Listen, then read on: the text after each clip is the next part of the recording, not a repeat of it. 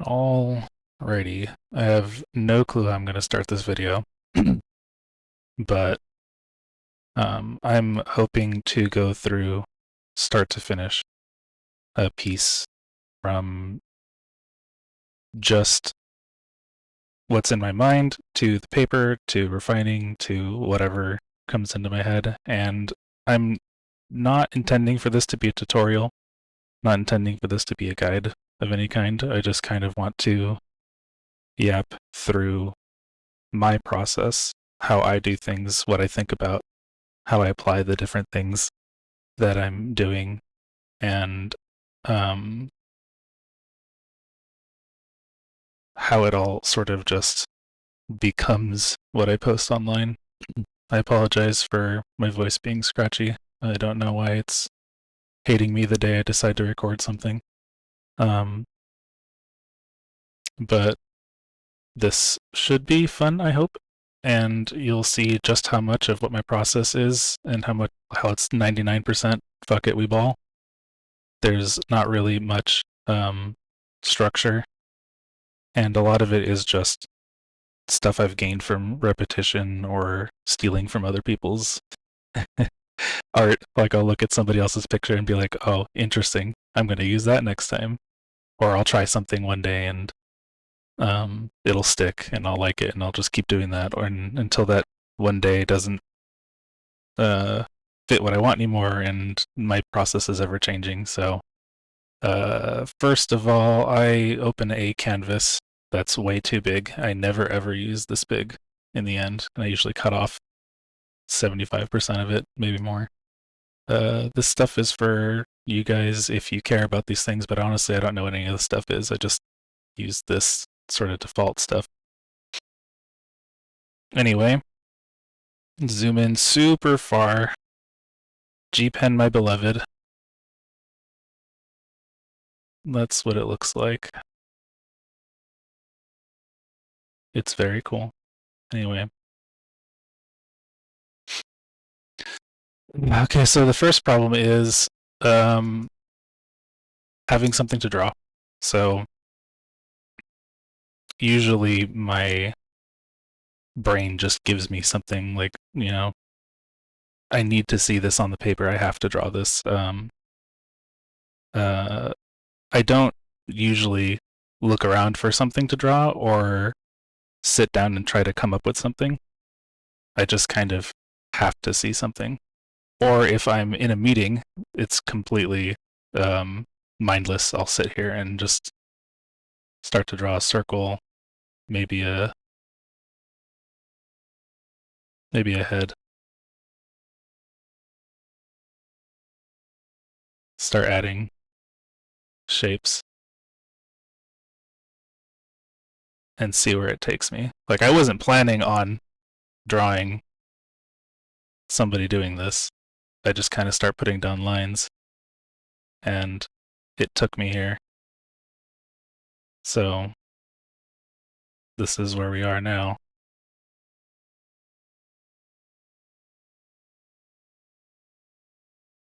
I don't really care too much about the proportions and the shapes of things too much at first. I just kind of lay things down so I can see what's in my head.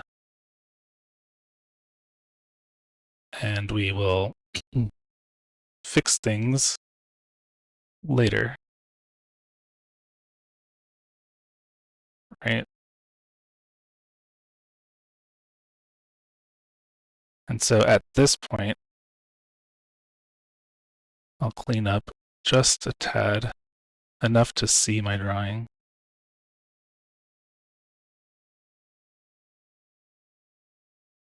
And decide what I want to do from here.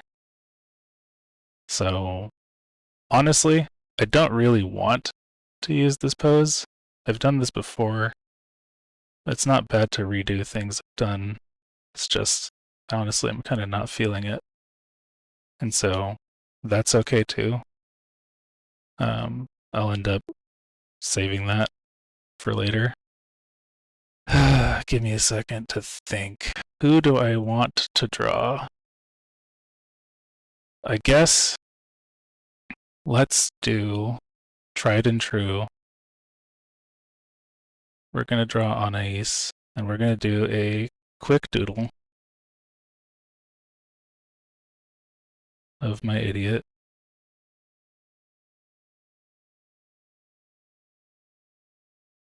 Again, I'm not looking for perfect. Just putting down ideas, shapes.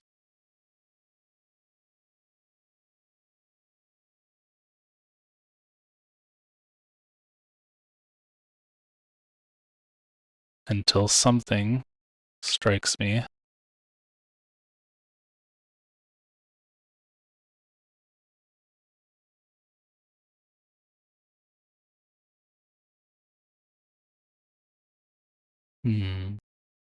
What could she be doing? Should have come into this with an idea, with a plan, but this is legit how I work every day. I just kind of draw because I like to do it, because something I want to see, I need to make happen, you know?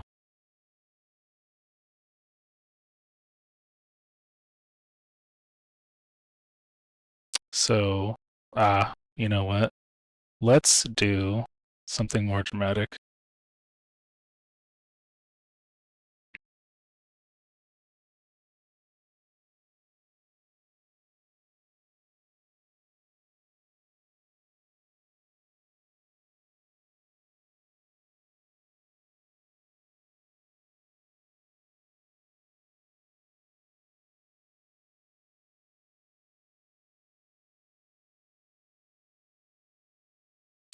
So, one thing that I also think about a lot are these three things.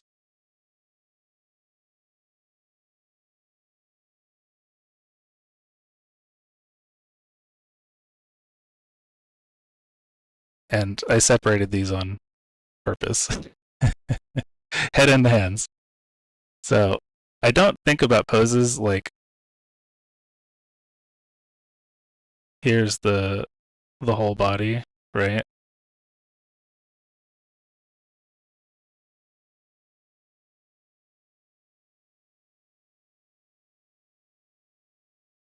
Like this is good for thumbnailing and it's probably something I should be doing, right?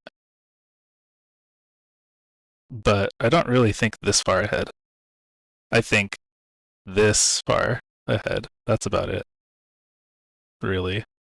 So in this case, I had a head position I wanted because there's a facial expression I have in mind. And to go with, so I'm going to move ahead here. The facial expression I have in mind is something like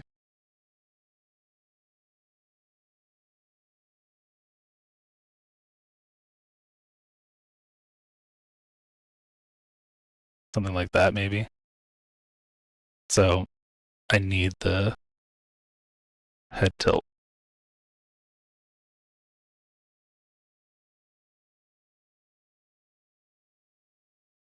Right? So to go along with this, I need her hands to be somewhere that aids this expression. So my thoughts are maybe she's holding cards or something.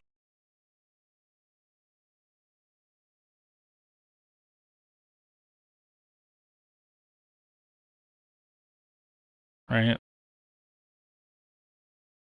And again, I don't really worry about if it looks good or anything yet. Me cleaning up is not cleaning up. This is just so I can see. I don't really stress about the quality yet. I just need to know what I'm looking at. So I'm told I shouldn't be erasing my guidelines, but I do that so I can see, you know, like I could do this, but whatever. So this hand is here holding cards. I think it's a little small, so I will embiggen, place it where I want it. And then I need to know where the second hand is. So this one I'll put down here.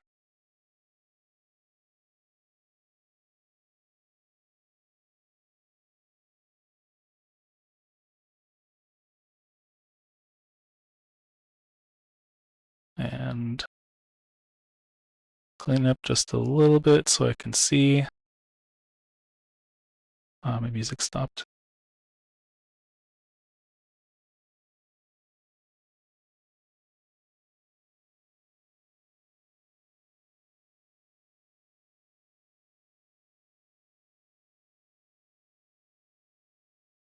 I will interrupt this for music. Give me a second. Very important.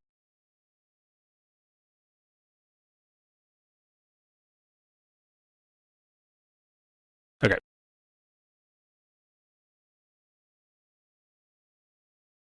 All right. So the reason I place the hands first is because they can move practically anywhere, and the human body can accommodate, right? So I could put this hand here, and you could figure out a way to connect it. I could put it over here, and you could still figure out a way to connect it. I could put it here, and still, you can match that up somehow, right?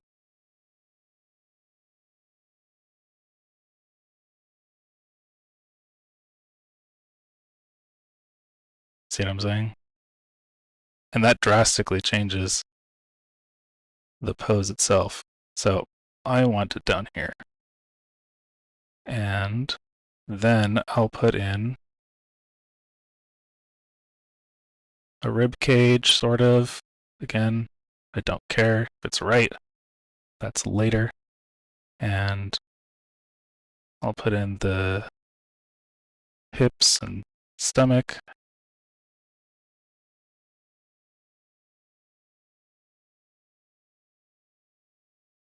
Some leg. But I don't think we'll go that far. But it's there for my visual. Anyway, so the arm here needs to, I think, come down to make sense. The shoulder is raised. At least that's what I want. So then I'll erase things in the way so I can see what I'm doing. And then this arm is going all the way over here to this shoulder, which is lowered.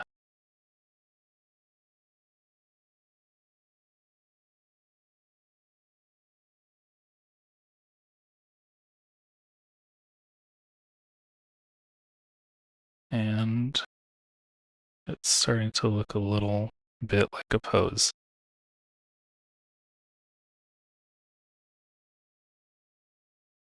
So yeah, I mean, like you can do things more.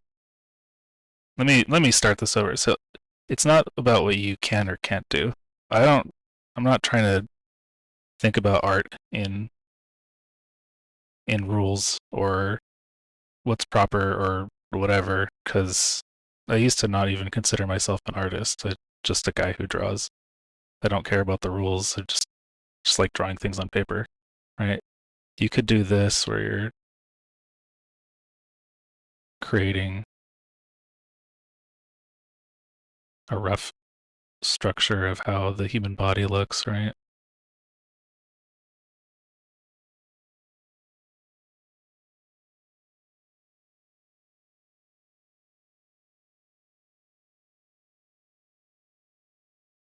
And put these things here, attach this, attach this.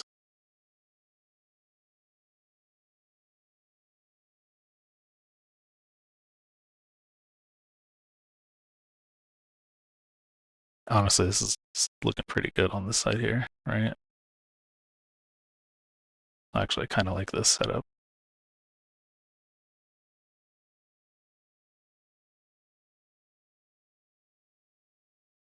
Something about the legs here is looking uncool. She needs to look cool. Right. Anyway, you can go through the whole mannequin setup and stuff, but the way my process usually works is head, hand, second hand. And this is in order of importance to me. So this is number one. Oops, I can't talk and draw and think at the same time. And then the reason this is separated is because I think of each hand as having more importance. Like this one ended up, I think, in this pose that I chose, being more important than this one. But in my head, when I was drawing, this hand was more important. So I wanted this right here. So that's why I put it down first, right? And then afterwards, as a consequence of this being the most important hand and me drawing it first, I had to figure out what to do with the second one. And so you can kind of just make up any pose you want by doing that exact same thing. Right? Like,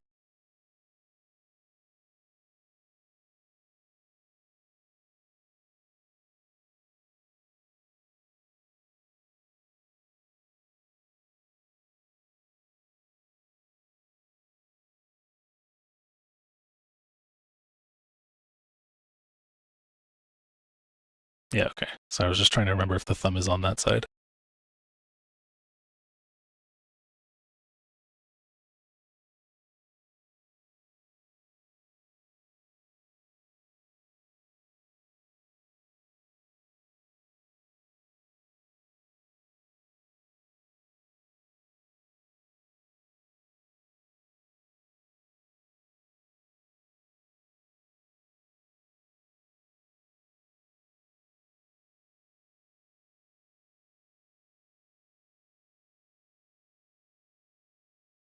So just from these elements, I put together the rest of this. My pen does that sometimes. The rest of this just from the context, right?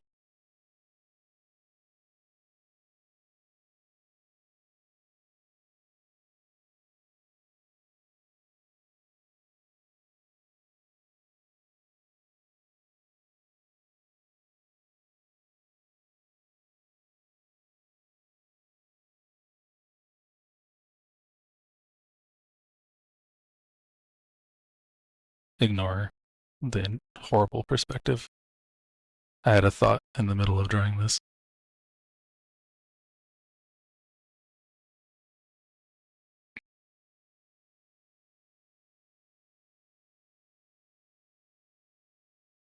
Thumb on the outside. That's not the outside. Thumb goes over here.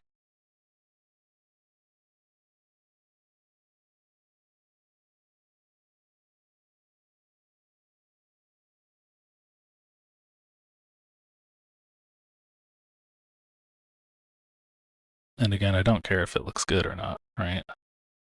I'm just trying to get an idea down that I can see. So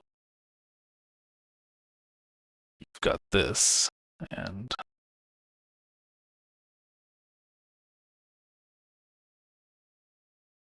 put a body together from this, and I don't even know where I want to put the second hand, honestly. But this is just how it works for me. Can't even think why this would be happening, but it's a cool pose.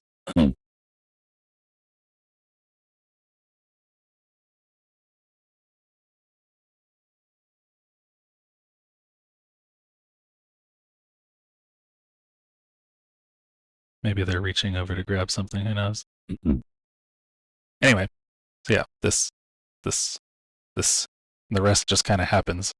And that's pretty much how almost all of my drawings happen, unless I'm using a reference and I'm drawing from that reference, which is super helpful and usually ends with better anatomy. But you can also see that going from here to here, actually, I do think that this is a slight improvement over that one. But the reason it was is because your brain is really good at seeing when something is wrong it's easier to make, or it's easier to point out mistakes than it is to correct them, right? And since your brain is so good at spotting these mistakes, you should be able to utilize that for your own art, right? So I drew this, and I didn't care about how good it looked. And I mean, I'm not going to say it looks like shit. I think it still looks pretty good. But using this as a reference for drawing this, even though it's wrong, I was able to kind of see pieces that might move better or look better in a certain way or whatever, right? Maybe the cards fan out differently, who knows? Anyway, so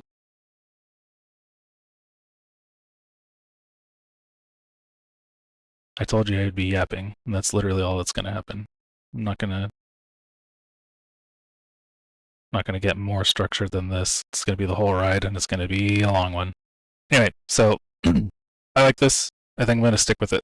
So let us. Actually, you know what? We'll hide that one. We'll duplicate this one. And I'm going to keep this. There we go. I just did a negative selection and then deleted everything. Okay, this is where I start to get organized.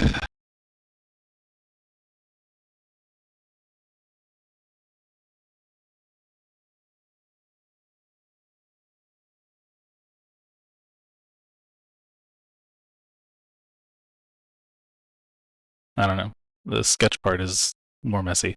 So this is what I'm going to be drawing over, and I'm still going to be sketching, doodling, whatever. This is not line art. This is me figuring out what I actually want on here and messing around. So we have an extreme head tilt. This is on ice, so I am making sure her cheeks are pinchable and her head is pretty round.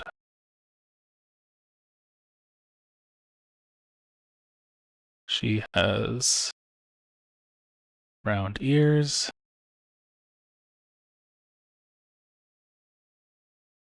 And let's see. The hardest part for me with the face is making sure all of these things are in the right spot, because you know what? This is how my brain works. I'm going to explain this because I notice these problems way later after I'm already like 90% of the way done and I have to go back and fix them. You can feel my pain with me. So I don't draw hyper realistic, right?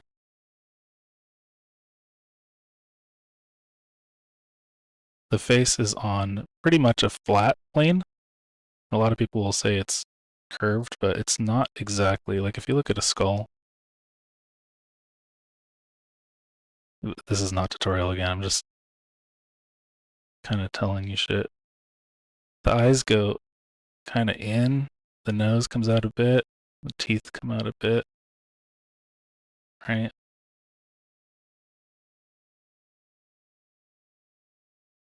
Oh my god, I just drew a gorilla. Anyway, something's wrong here. Anyway, so there is a flat plane that I'm trying to talk about that features kind of protrude from.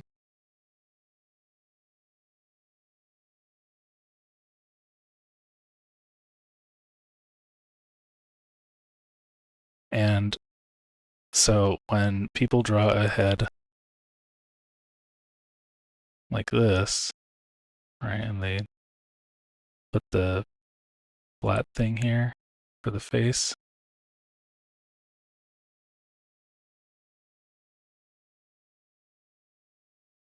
oftentimes people keep this curve here. Also, another thing to note is this part of the head is kind of flat.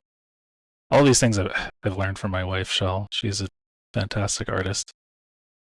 and I'm just kind of regurgitating her words at this point, but this is what goes through my head. I remember her words. I think about the stuff she said and she taught me. So this curve here doesn't really accurately tell you where things are supposed to be. It's almost flat. This part is obviously curved, but then it flattens out. And then over it, I'll put my features, right? The mouth also kind of curves, but against this flat plane. Its faces are complicated, okay? And eyes are pretty close together in general. This looks so evil.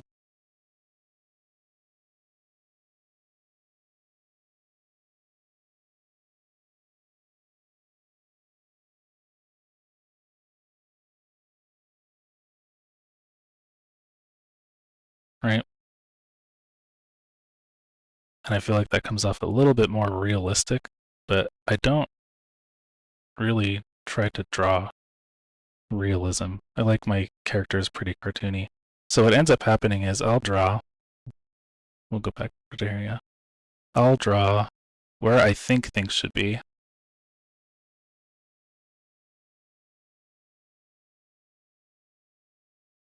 I'll draw where I think things should be.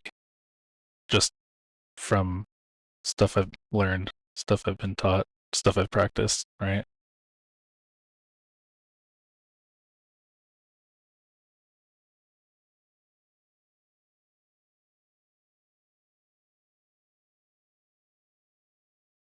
And it doesn't look so bad, but it's not what I want. Like, I feel like it comes out, quote unquote, correct in placement, but it's not, it doesn't feel right. So, what I end up doing usually is I'll leave stuff like this as is, and then come back to it later when I am not frustrated with the way it looks, and correct it. And actually do think this is nice, so I'll keep that. But what ends up happening is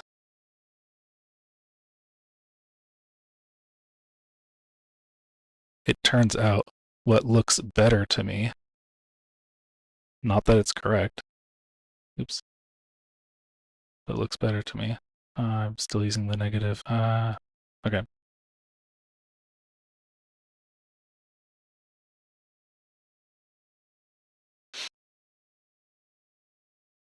Oh my god, I'm a mess. Here we go. Okay. Is the eye being kind of further away? Why is this so slow?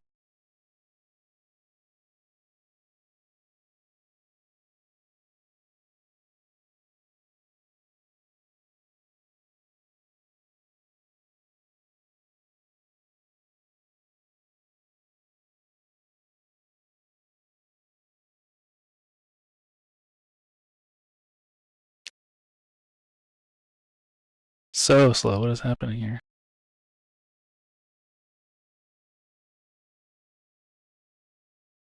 Anyway, that's awful. I don't like how slow this is going. It's going to take ages to do anything.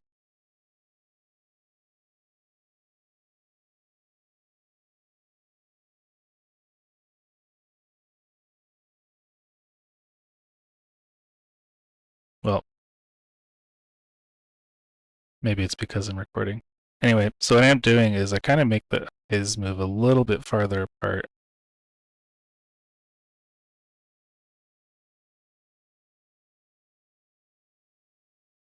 So that I can let things like the nose and mouth breathe.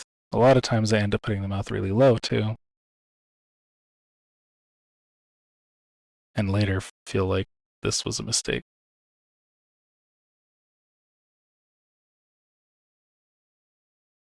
And then I feel like that's better. Sometimes like a few pixels makes a huge difference to me. Let's see. Music stopped again. Give me a sec. Okay. I'm gonna put this on loop. Okay. So This eye is also a little small, I think. Now we gotta have this one match. I think that looks alright. What you should do is flip your canvas, but fine. I'll flip the canvas. I flipped the layer.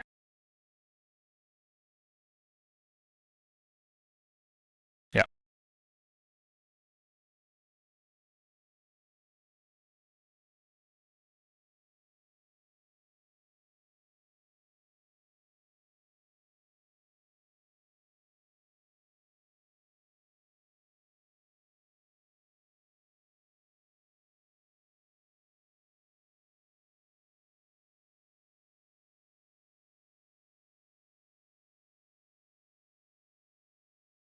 Also, I have ADHD, so I said I wasn't going to fuss about details, but this happens sometimes.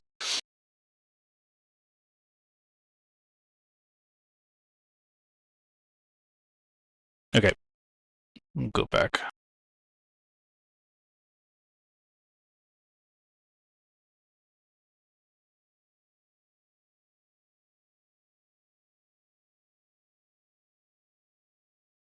Alright. Where was I? Okay. So let's get back to drawing the girl herself. This is where I'll start to think about the actual shape of things, where they are, how they fit, and if it looks correct or not. So I'll add tiny little things like, oh, here's the wrist bump, but I don't care if it's correct. I'm just doing it because it's cool.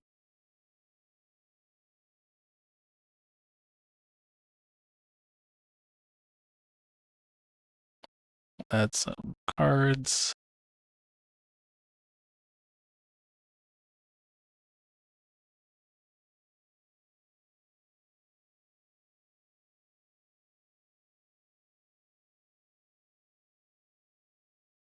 Don't like it.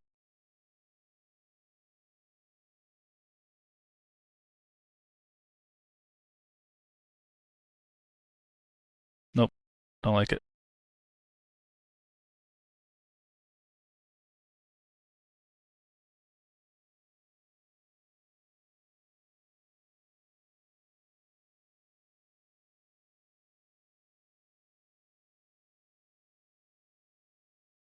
I'll give you a bit of a secret on how I draw hands. I spent a ton of time looking at some references that I put into the canvas and just traced them and traced them and traced them and traced them. And then once I started to notice patterns in each of the different hands, I tried to keep those in my toolbox and remember those. And then I forgot about all of it and I just draw squiggly lines and see if it looks good. And if it doesn't, I correct the part that doesn't look good to me. And here we are, basically. Again, it's very fuck it, we ball. So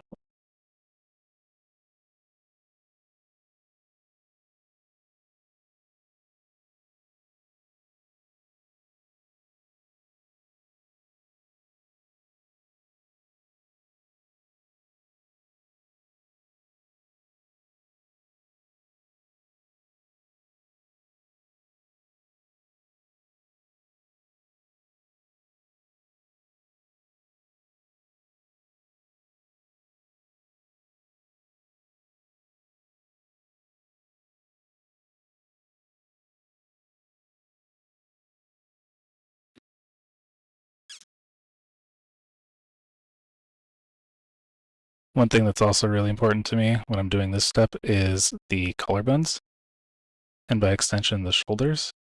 So if I know where I want my shoulders, the collarbone needs to follow for me because they're attached, right? So it actually helps me a lot with the positioning of everything else. So this looks okay, but I think her midpoint is there. So that means this should probably come up closer. Aim more. This needs to come up straighter.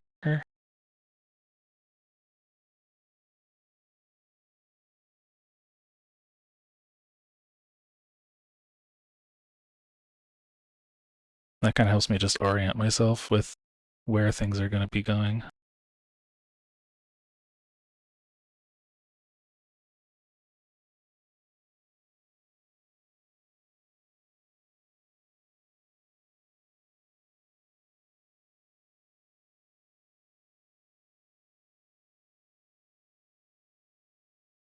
For the shapes of things like muscles and arms and stuff, I often just look at mine, see what they do, or I guess.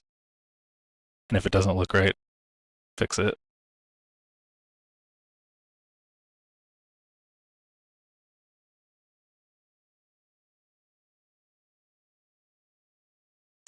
I'm thinking messing up the perspective on these cards because I'm not making them smaller in the distance.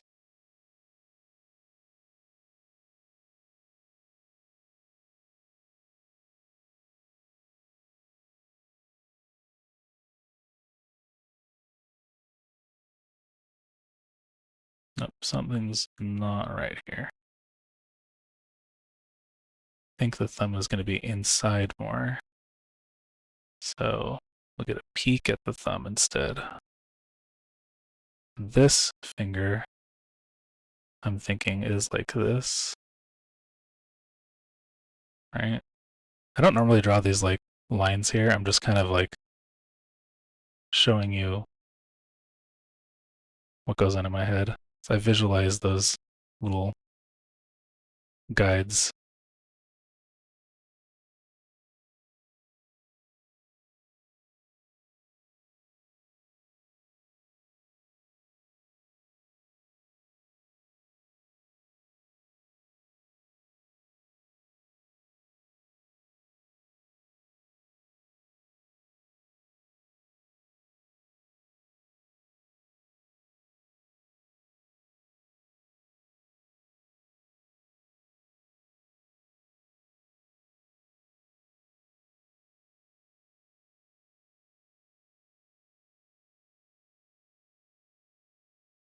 Ah, there we go. That's not so bad.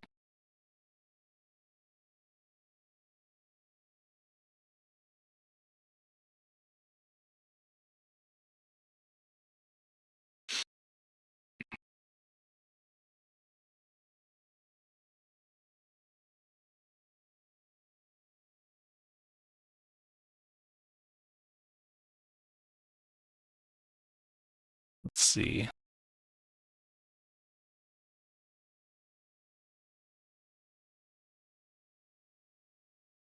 Nope. This leg, I plan on going backwards. This leg. Nope. See, zoom out. Look at your stuff. This is bad. Don't like it. Too small.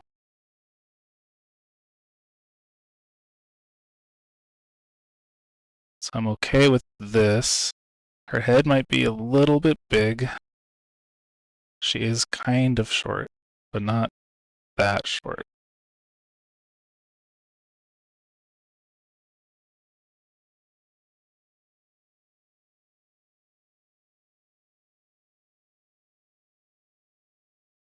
Okay, nope. Legs don't go back that far. It's going to be practically straight, but not really. And since it's in the distance, it's going to be smaller. The knee will be there probably.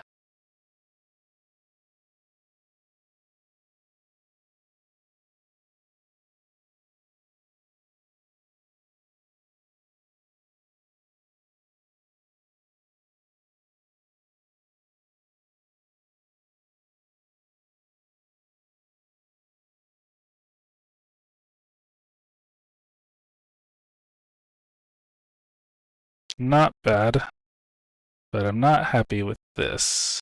I think I want her leg to be higher up.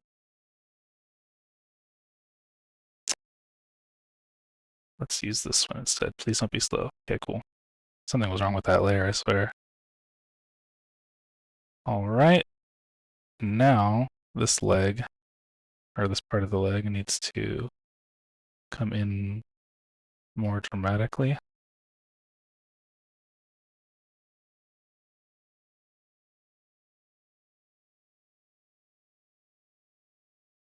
Nope. Let's go back to this one.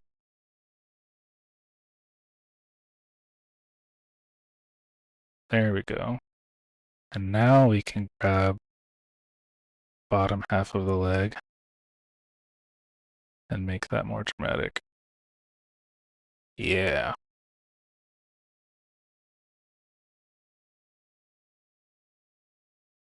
Erase that. Don't need it. And we will correct this part.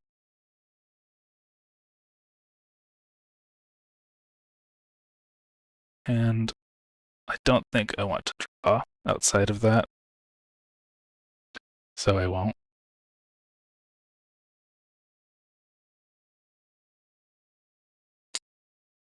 And before moving on, I think I'll look at anything that I feel like might need to be corrected.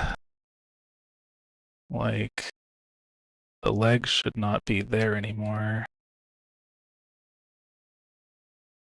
But there, probably, and we'll keep some of the hip shape.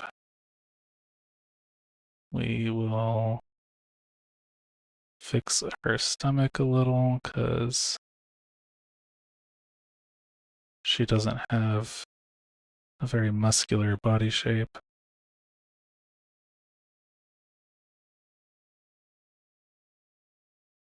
And then, let's see. Then I start to think about things like this, like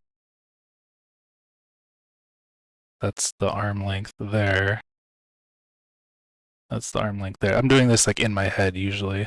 I'll just like compare these sizes and hope that I can see where something's wrong. So this is foreshortened, right?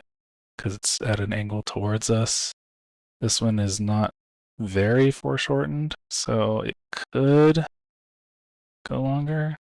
Actually, I think if she were to close her elbow here, she could easily touch her shoulder, which is about correct. Well, her shoulder's looking really muscly. Soften her up a little. She does not do strength training.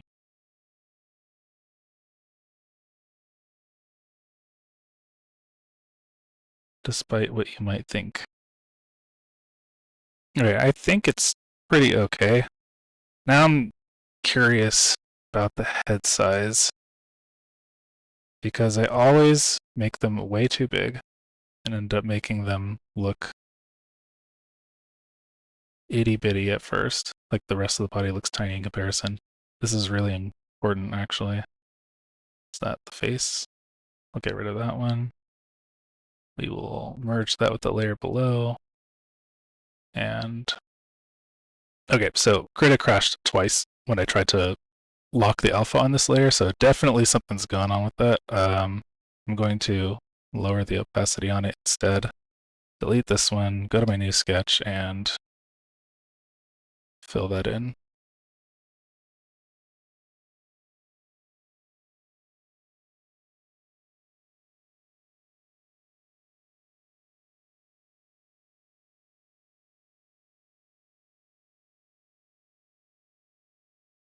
We will fix the issues with this face later,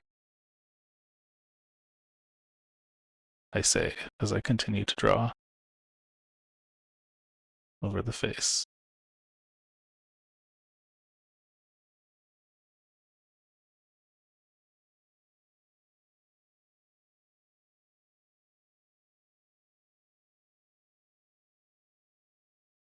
Okay, anyway.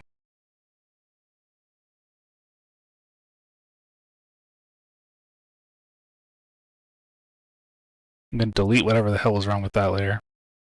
Save.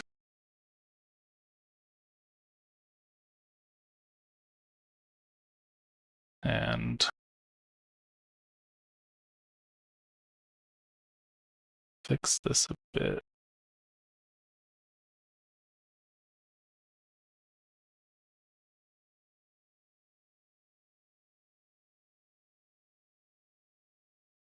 Okay. Is it just me, or is her face looking kind of Dragon Ball?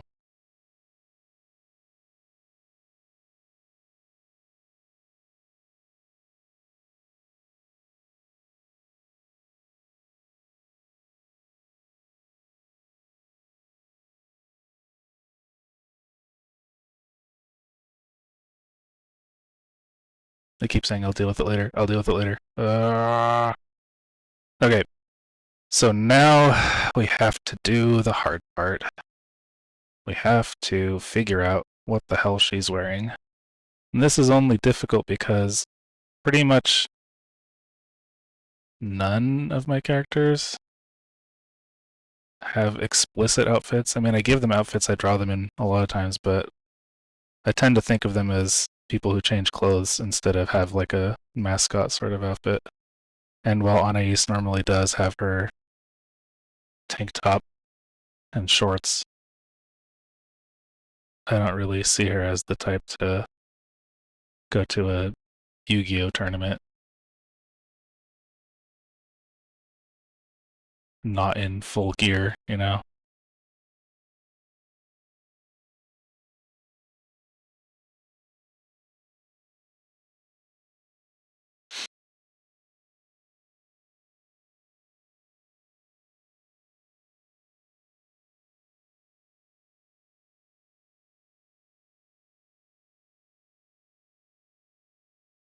Right? So like I could just do something basic like that.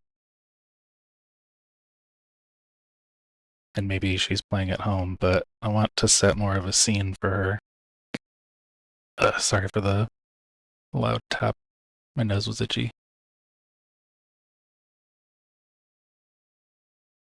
So let me start with what she might do with her hair.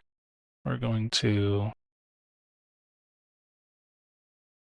give her her standard sort of puff because I haven't drawn it in a while. Keep giving her ponytails and stuff lately.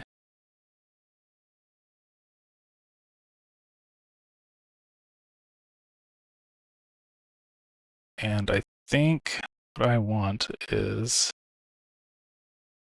a headband.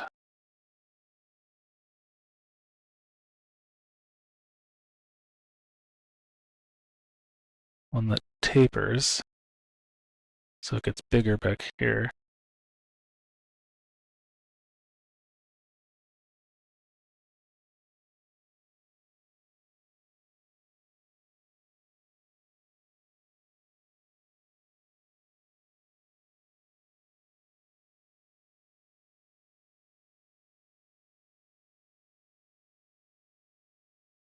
And the curve needs to be tight here.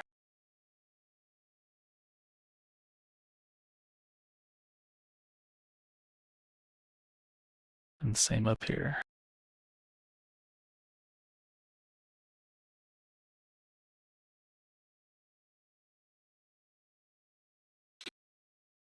And then we're going to, of course,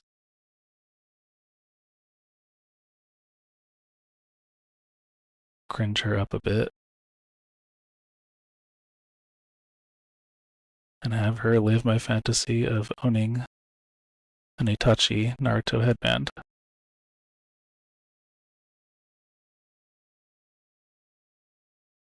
Fuck, how does that shit look like? I'm not gonna look it up. Doesn't matter.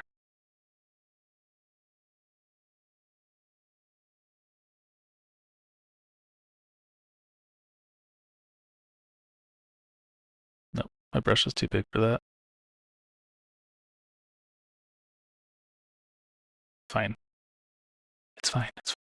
Don't worry about it. It's fine. Fuck it, Weeball, remember? That's why you're here. Cool. I like it.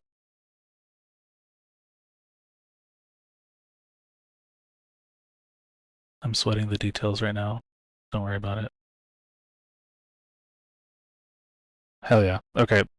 So that's cool. I like that. So now do I want to dramatic side pony like I've done the last 20 times for her because it's adorable? That looks so good though. If you're watching this and you're upset watching me delete this, I'm sorry. I feel the pain too.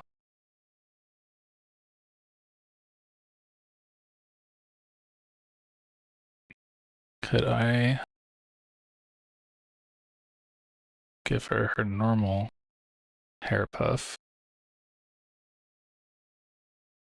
and build it into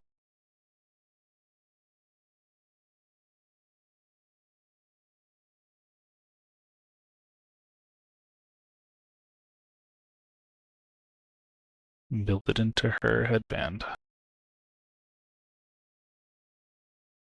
I think I might have to, but I'll do it better.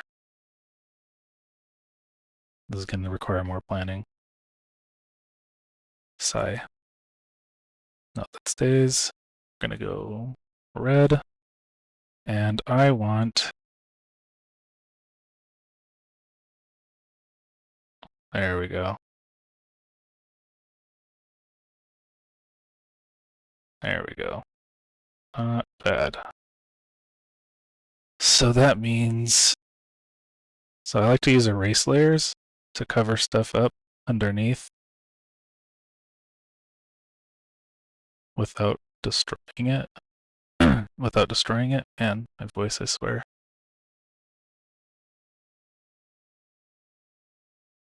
And then these will go away eventually. So her hair is going to be pushed here. And we can do probably like that.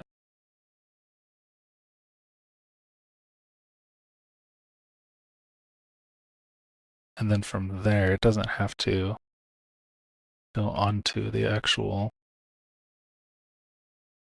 headband.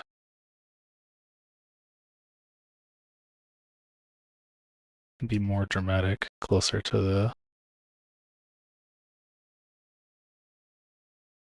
side of the bed. And while I have this erase layer, no, never mind, I can't do that. Because if I do that, it'll erase this too. Yeah.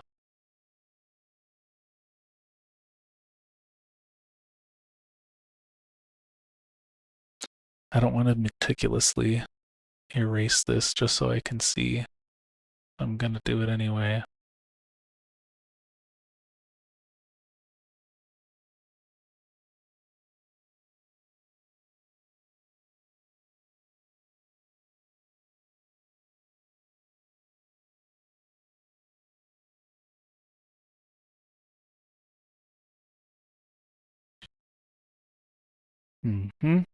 Yeah, I'm gonna have to fix her face later. She's looking not inchable enough.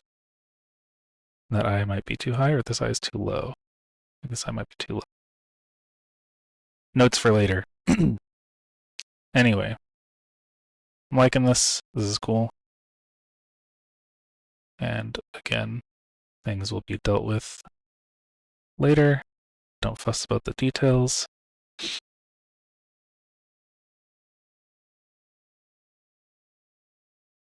And oh, that's right. This will be different now.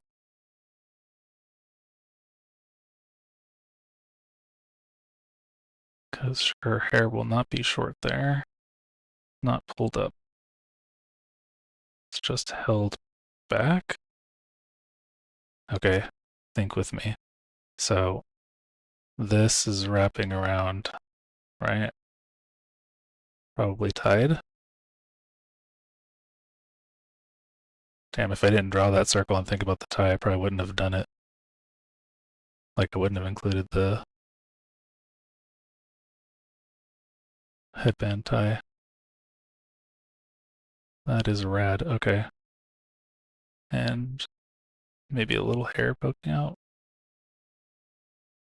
A little fluff.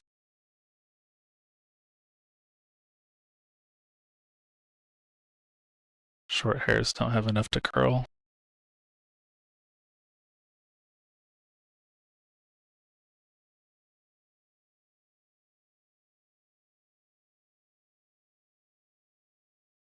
Sure, man. Whatever. Who cares? Alright, so that's one aspect down.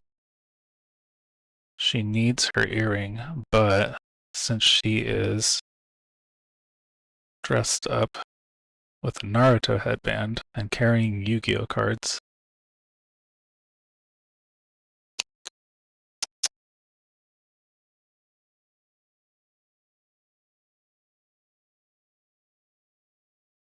then what do I put here? The easy thing to do. Oh, that layer is being erased. Whoops. Okay, yeah, so this happens all the time. My layers are starting to get yucky, but then I combine all these once I have the actual thing set in the way I want it to be, so all of these will become just new sketch once I know what I want. I just like to keep non-destructive stuff for a bit while I'm deciding. So, her normal earring, nope, it's gotta go over now, would look like this. And that's what she wears all the time. It's her custom-made NYX earring based on her OC. And I like to be dramatic with it. Fling it around. But I'm imagining she's holding this pose. So let's try to make a good ellipsis. Ellipsis. It covers the whole goddamn headband.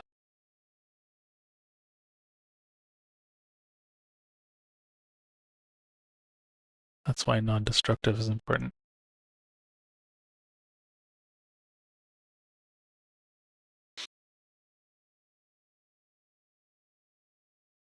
She can have her earring an angle.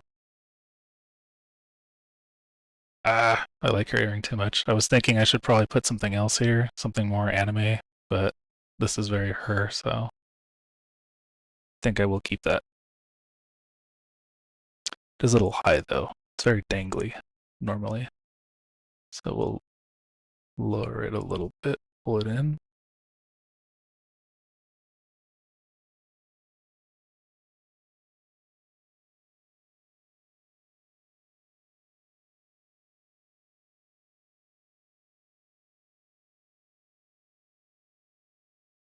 Guess I can't pull it in.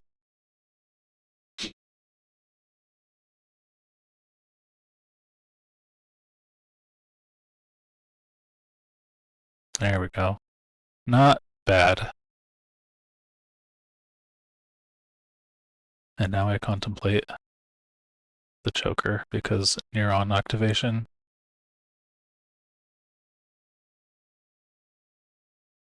If this did not activate your neurons, then there might be something wrong with you.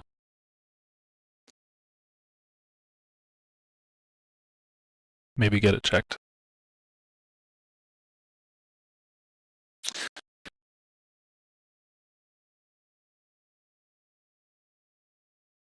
The angle's wrong. Now the problem is, though, thick choker, thin choker. Oh, the thin doesn't look bad. Hold on a second. Hold on a second. Wait a minute, player.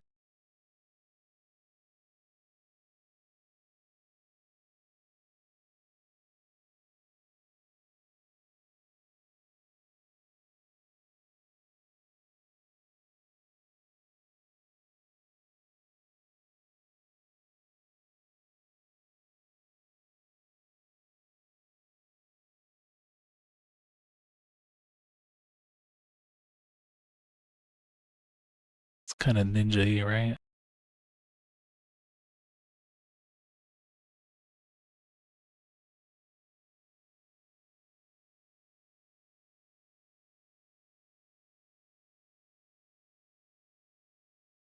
Hmm.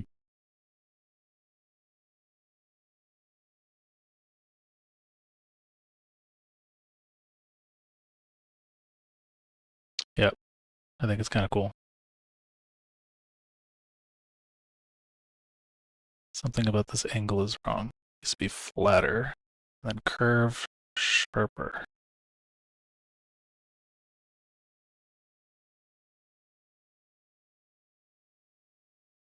Still something seems wrong with the curve. But who cares? No one is going to look at this for more than 2 seconds and decide to hit like or not. So the drawing is not for them. The drawing is for me. And I want... Oh, okay. Alright. The vision hit. So she got... I've been avoiding this part until later. She's got big boob, right? So we need to include it somehow. Don't want it to be the focus. They just have to be there. Like that's... Like she can't leave them at home, right? So... I'm trying to think at the same time. I think I want to go slightly more cartoony with this approach than I normally would. We're going to round it up a bit. And the reason it was like, oh, earlier is because I was like, bandages. We're gonna wrap her in bandages. Wait, no, they wouldn't go that way. There we go.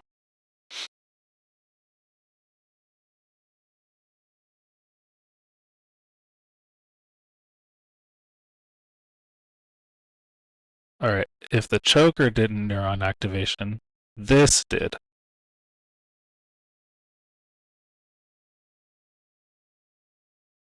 And we will give just a bit of squish.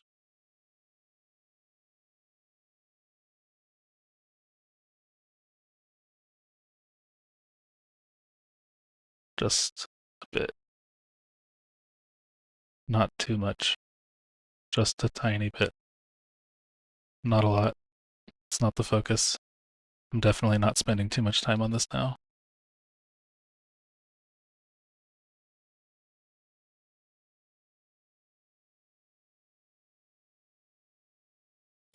Let's see. I'm not going to go all into super detail about how to draw different various body parts and stuff, but like one thing that people need to remember is that because this is a very important topic to me. Boobs don't attach like this, right?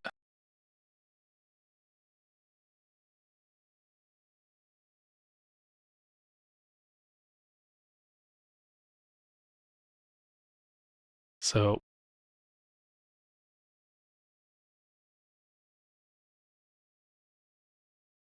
on the rib cage,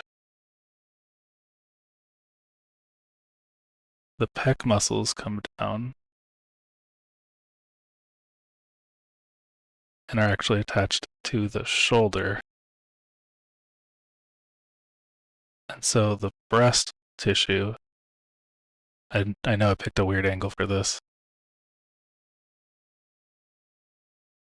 actually attaches to the shoulder.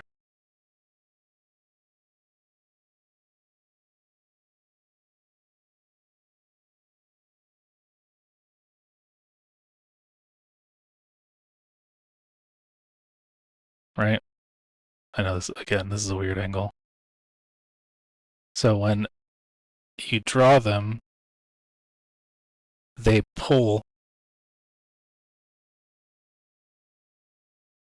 on this muscle that's here. I draw a better chest.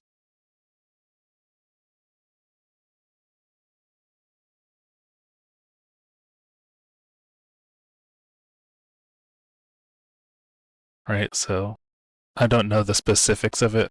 You can even feel, even as a guy, where all of this stuff kind of connects. There's like a muscle right here, right? And underneath, you can feel that all of this is attached, right? Somewhere up here in between the collarbone and shoulder, right? Something like that. Anyway, so you can't just, I mean, you can do whatever you want. I'm getting preachy, but um, I've been told I draw breasts well, and the reason I think is just because I don't draw circles. I draw a muscle that attaches to a shoulder, right? I feel like even with just this example here, you can see the difference.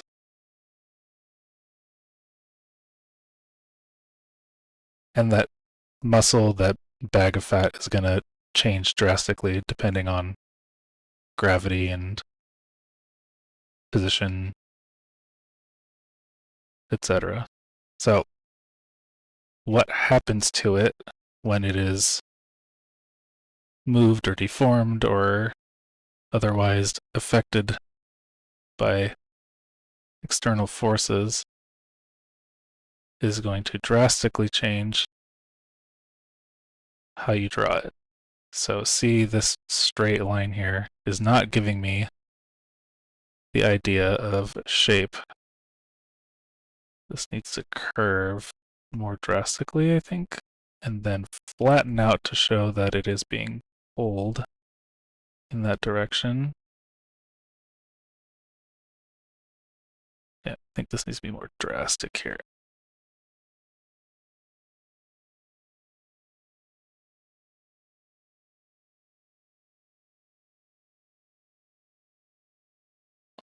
Yeah, I think that's much better.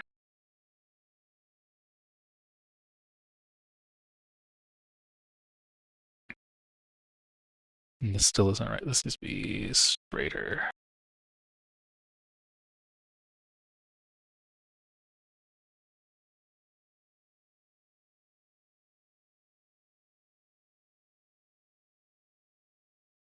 It's weird because I have an entire philosophical stance on art that if you learn to draw breasts, you can draw anything.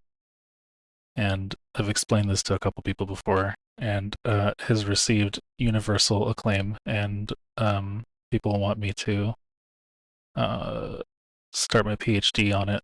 And yeah, tooting my own horn here, but I think I'm a genius. This is still wrong. Straighter, straight, straight. Straighten the curve.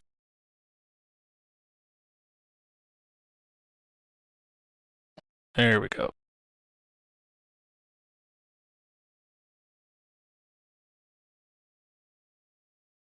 I think so, because this gives you the image that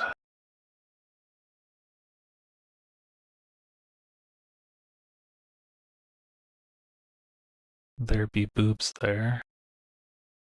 This is in the wrong spot. Curve here now needs to come down.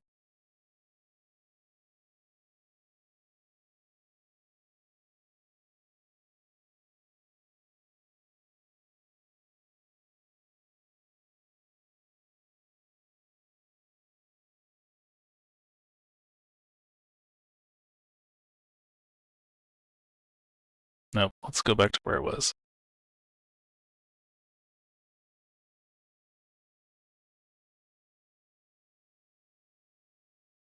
I think it looked fine.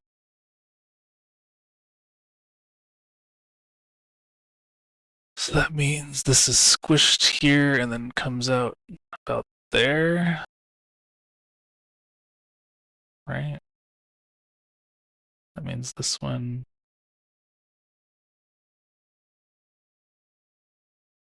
I'm gonna curve up here and show a little bit of the underside.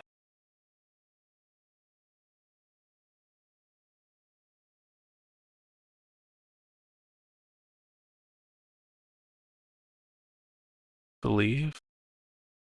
Don't really want to show all that though. It's fine. Planning. And let's see.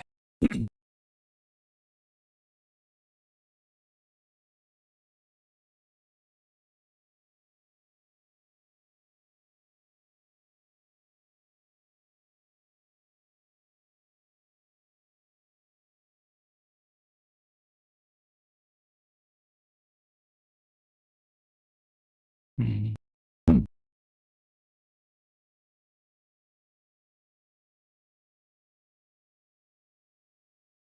Yep. Straighten. There we go. That's probably okay. This will go in. This will come down.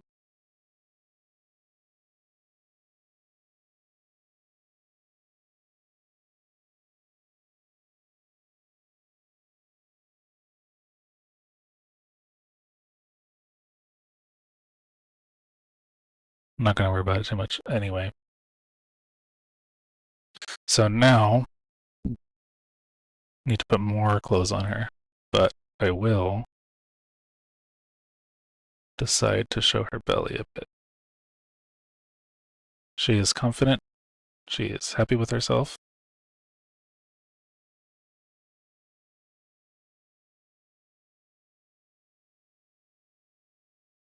She is not worried about stuff like that.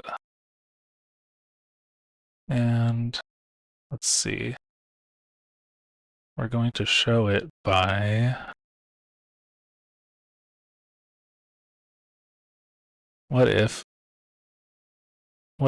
stay with me. Stay with me. I know I'm speaking crazy right now.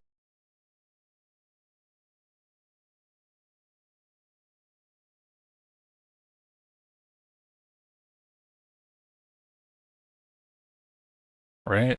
Right? And then here.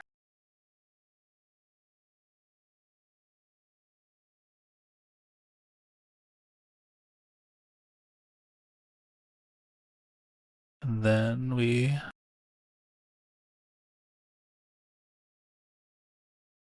give her some of these. All right, this is getting sexier than I was intending initially.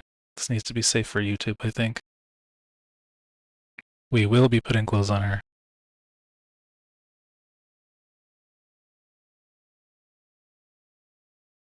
So let's see.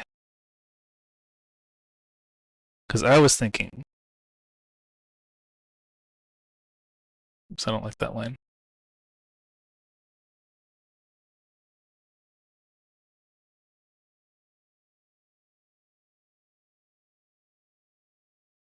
Right?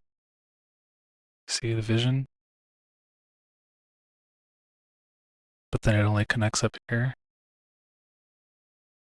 And give her one of these. And some of these.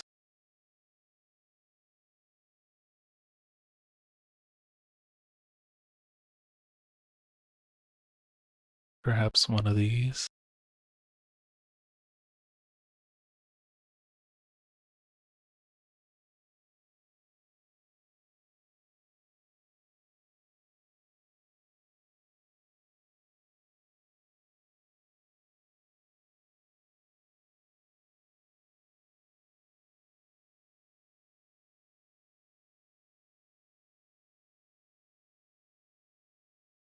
Let's be real, no one knows how to draw fishnets, right? Not a single person. This is what I mean by fuck it, we ball. Who cares? There's a cool pattern I've seen people do where it's like this, I think. And then I've already forgotten. It was like instead of doing this, they did like a. Oh, I remember now. Right?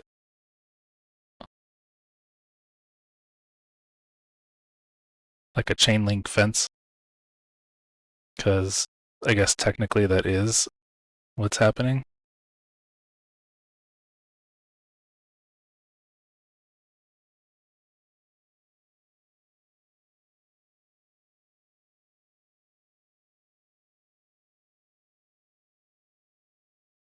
But I feel like that is harder for me to visualize. But like that's technically what's happening, right? I actually don't know how those things are built. Made, threaded, woven, sewn. I don't know anything about clothes. But anyway, the vision. Okay, let's see. We will continue the trend.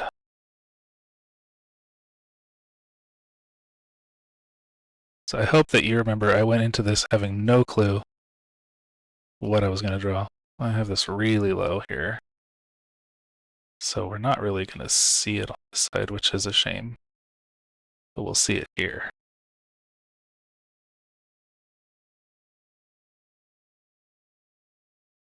Bad.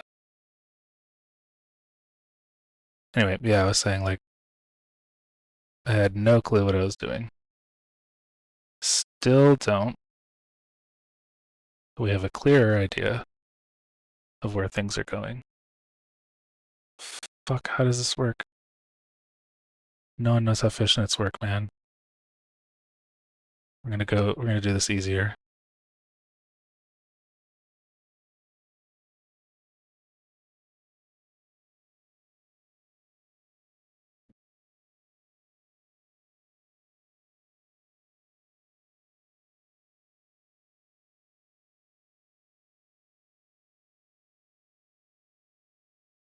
I do not care.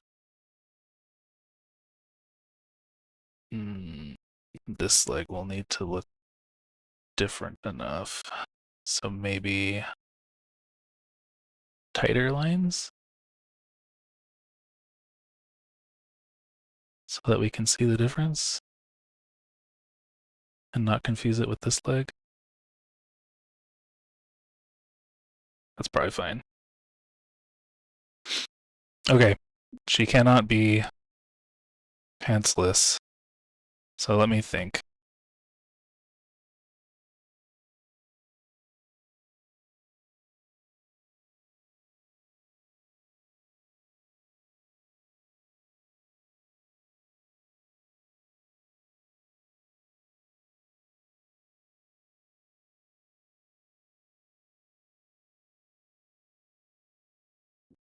Do we fucks with this? No, I don't like it.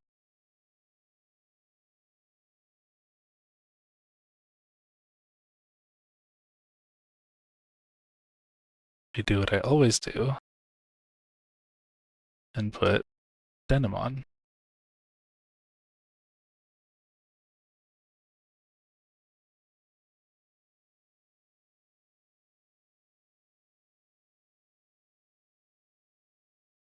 I think the answer is no, but I'm doing it anyway.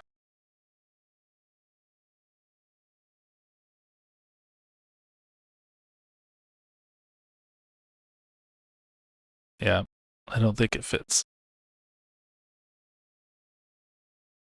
So instead, what if I gave her. No, I don't want to cover the belly.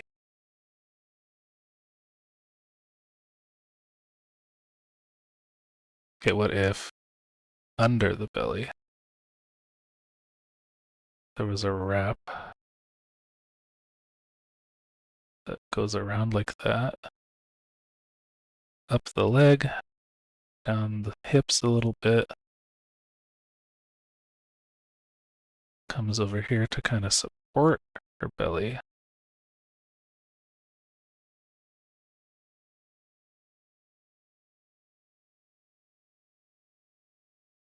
As opposed to hiding it.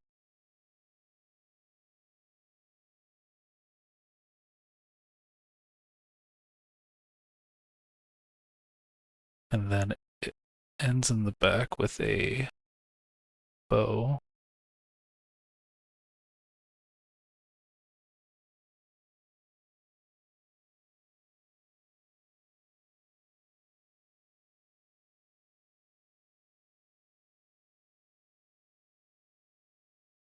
Because why not?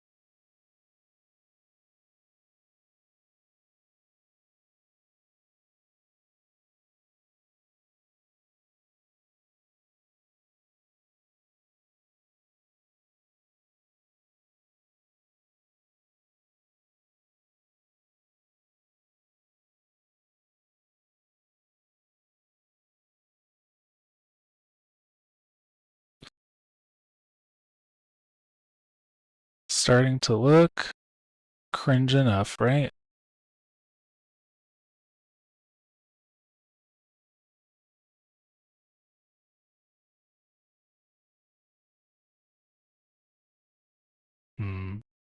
That wouldn't come out from here though. As much as I like that. I think it's fine being pretty much hidden. Yeah, we're leaving it out.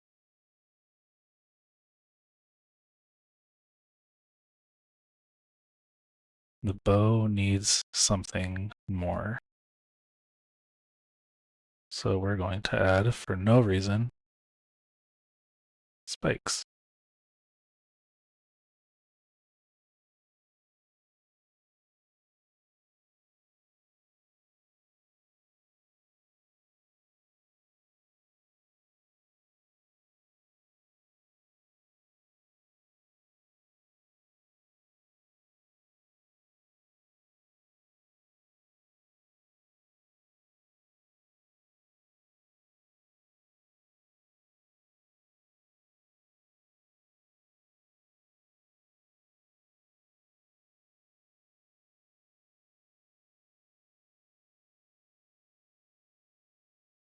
Mm,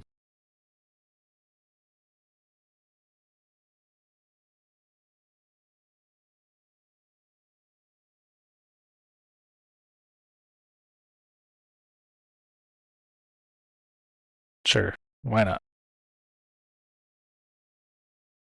And something for her shoulders.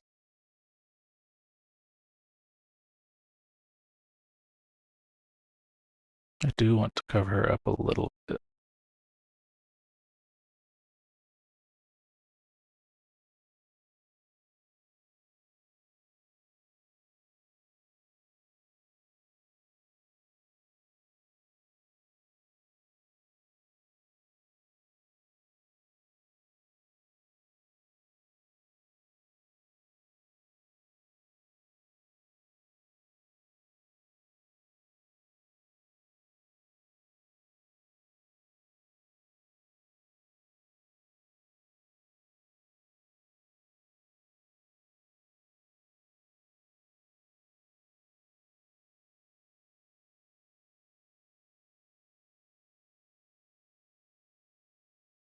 And for unity,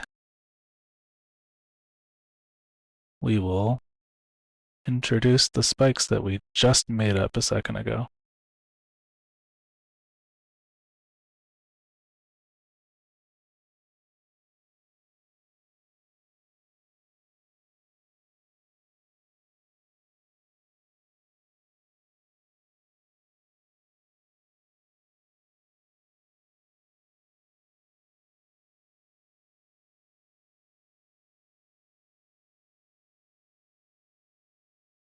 Those are going off into the distance.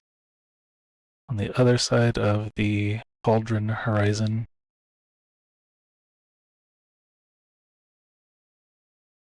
This one is visible.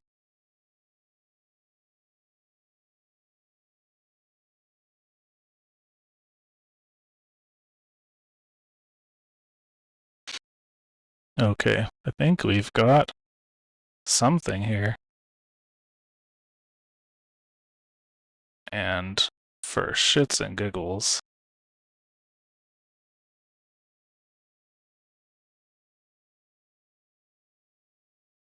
she has a Pokeball sticker. Everything must be extra.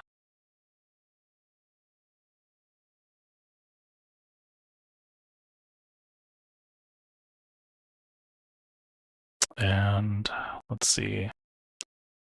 Often I put a star on her face, but what if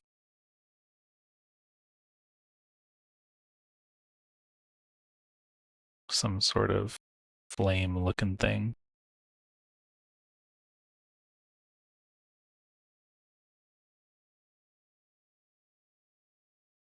But it has to be a sticker. Like it can't just be like painted on.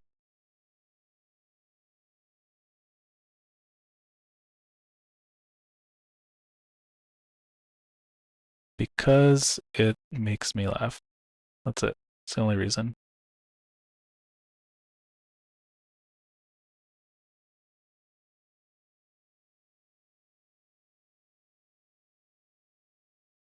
Cool. I think we have something going on here. Do I put the secret boob mole in there? I think we do. She has one right here. Never have a chance to show it. This time. Now you all know. This looks... It should be tightened.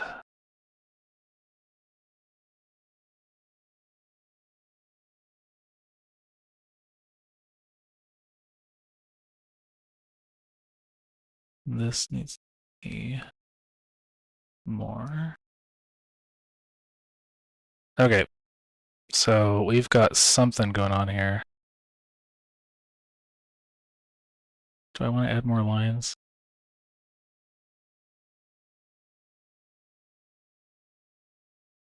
Maybe just the one.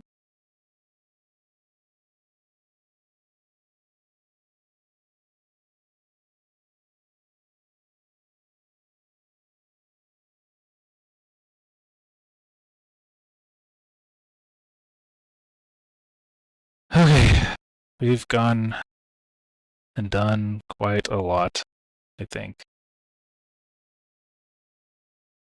Now I'm trying to remember if there are any details of Anais that I am forgetting. Ah, yes. Her fucking horns. I do this all the time. So her horns are like this. The other one might peek out a little bit, but not much. This is rough. Because I put the headband there, which means I could shape the headband around it. And everyone will clap and cheer for me. You did it. Amazing. Okay. Now this is the part where I put these things together. Don't need this anymore. The new sketch is the base part. Okay, so I am going to make a copy of this. We're going to turn off the old one. I'm going to go in here and see what layer this is. And delete what is unnecessary.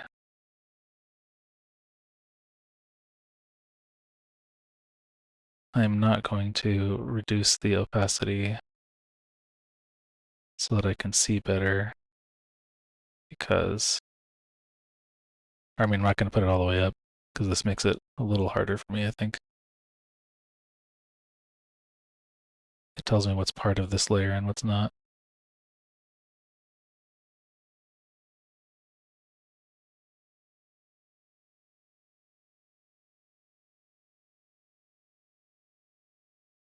What is this, her arm? Yeah, okay. Fix that later. Mm-hmm, mm-hmm. This doesn't have to be here.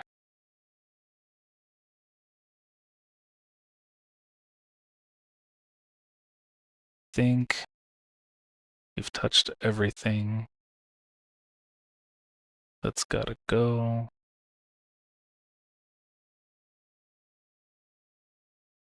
Cool. And then we'll go on to the next one. What's this? Okay, and delete that. I don't know where that came from. From this one? It is.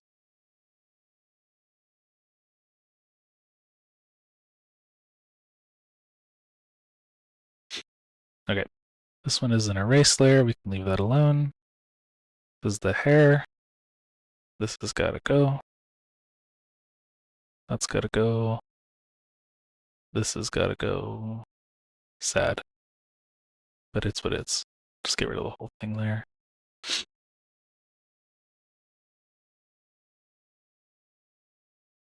Oops.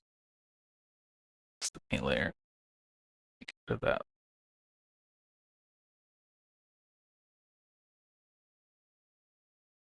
Now I can get rid of all that shit.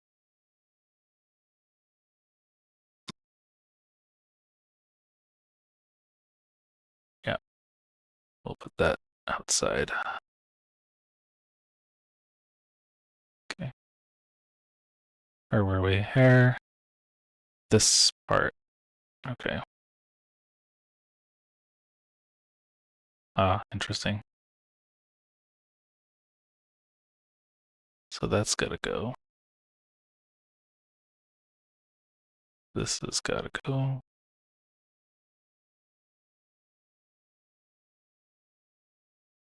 Wait, come back.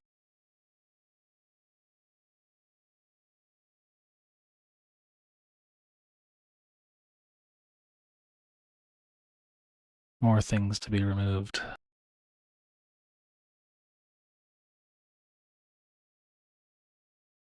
Fuck. Start that over. Come back. There we go.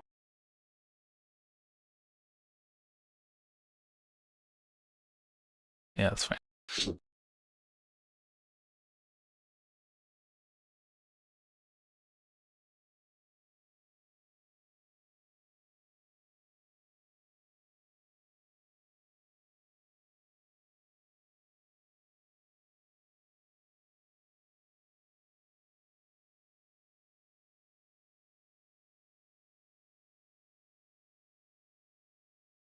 Rid of that. Rid of that. That. And this and that and the other thing. Okay. The pauldron part. Just this.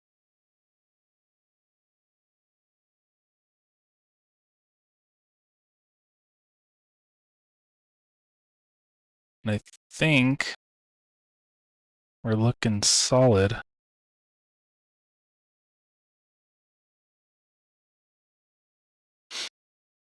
Cool. And then on top of this, I will do a layer that is only going to affect what's underneath. We will turn it all black. I'm going to duplicate that. Oops. Merge it together. So now we have a single layer of outline. All of this stuff will be grouped.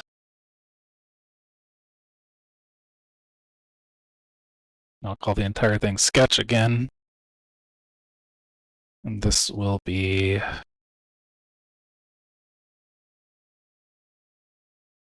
the new sketch base. And I'll call this one line. I'm actually going to put that under another group called Anais. And then, so now before I reline this, actually there's two things I could do now, and this is how it normally goes. I might do both actually. This would be a really long video though. So first is me apologizing for how long this is going to be. I'm very sorry. First is cleaning up the sketch in small parts just to make things more readable. See, like this line that was right here connects with the fishnet. That's the tangent I do not want. So this one can serve the same purpose, and this one can kind of croissant where it wants to. We'll clean this a little. Up there, we're going to give her a little skin dentation. My pen does this. It doesn't erase everything. The G Pen is goated, but I wish that I had a quicker way to erase exactly what I wanted. I could set up a hotkey, but I'm not going to do that. Okay, so little skin dentation there, and we need some more on this side, but it's going to be from the perspective of the band, so this will come over. And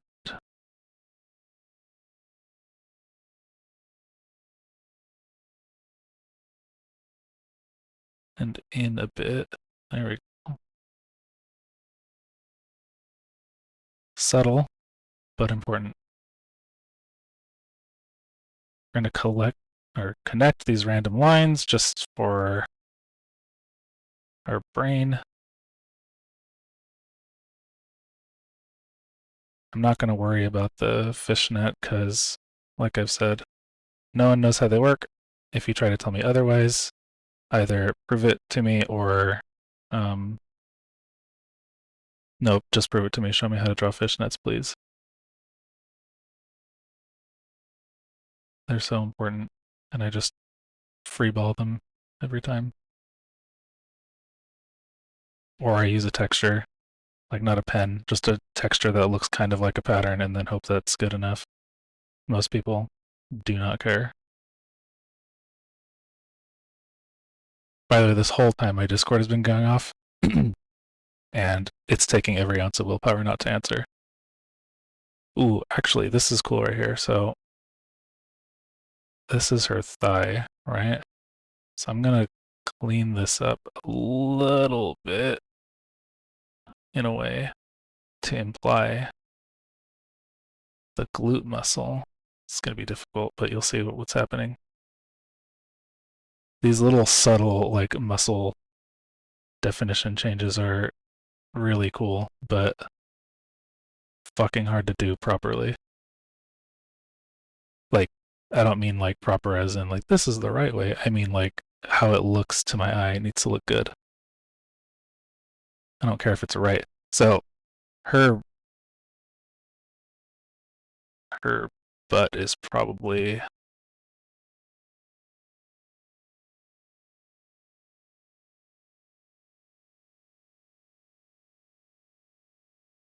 I'm doing this wrong.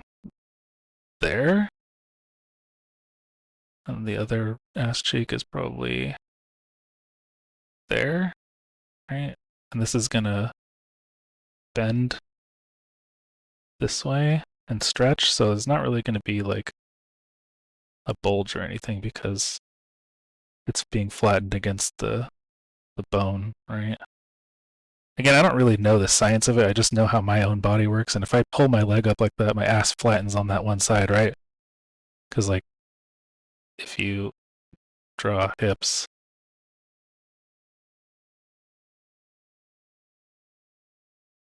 right? And you raise one leg,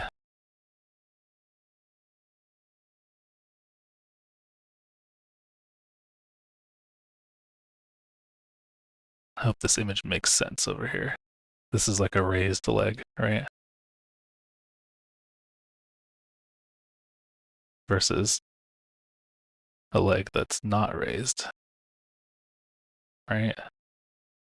This is going to flatten out the curve here because it's being pulled against the bone. Muscles contracting, right? This is abstract. This is not really what it looks like. And this muscle, since it's relaxed, the whole butt is there.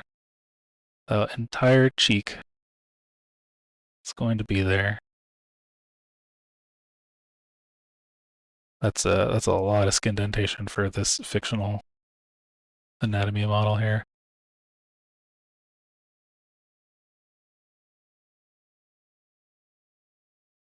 Also, butts are squarer than you think. Thighs also have more definition than you think. It's wild. They are meaty muscles, so there's usually like a slight curve right where it meets. So that's what I'm trying to capture right here, is this curve and then the butt, right? But the entire thing that I'm trying to say by drawing all this is that I do not care about how it's supposed to be there. This curve here looks good to me. I think it looks nice. It's probably incorrect, but I think it looks nice. And so I am trying to imply that curve there because neuron activation. So it looks good. That's literally it. One thing that I heard somebody say recently is that when you're drawing, every line that you draw is an abstract representation of a real thing, right? Oh my god, I keep going into like random preachy shit, but I'm not preaching. I'm just like explaining some stuff that goes on in my head, right? Stuff that I think about when I draw. So don't take any of this stuff as like gospel or whatever. It's just interesting to me. So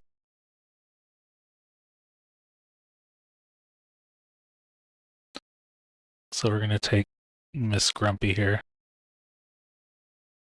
and we're going to give her some hair, a lot of it,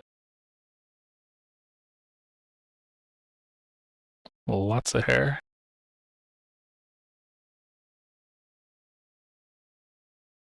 Right?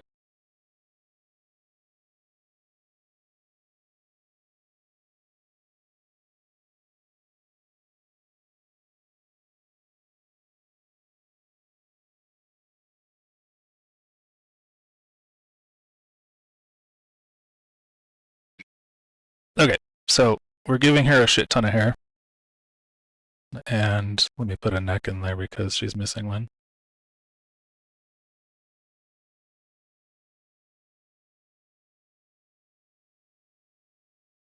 She's got lots of hair.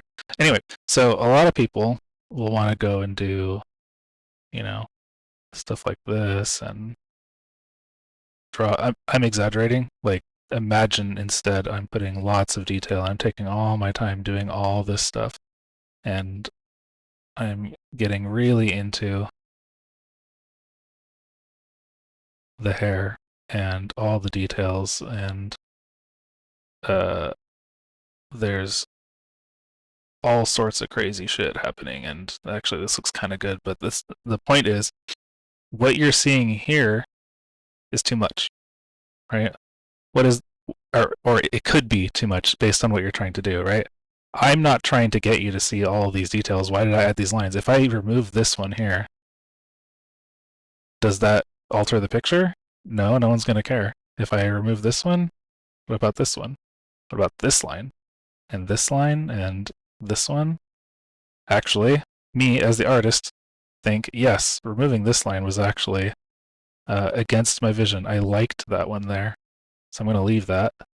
Remove this here. And all these. I don't like all this shit. I like what I was doing there, but these don't have to be here. Let's fix that a little bit, and that, and we're gonna do, nope, don't like it. Sorry, she's getting more complicated now because I'm seeing it. Anyway, this is going, this is going, these are going.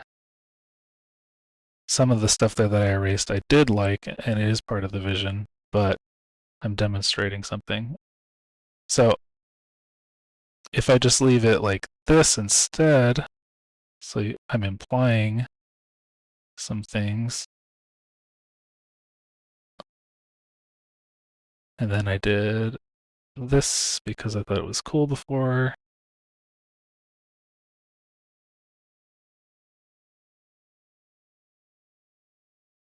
No, I don't know how people do those like reverse stuff. So like you have stuff going this way, but then you have stuff going this way. I feel like I'm kind of doing that, but not really. I think it's really interesting. Still haven't figured it out. Anyway, so all these lines that I was drawing before, I don't need them. Because every line that you draw is supposed to be telling the story, or again, don't take this as like me giving you a tutorial. I'm trying to this is just stuff that happens in my head, right? These are just things that I think about. I heard a guy talk about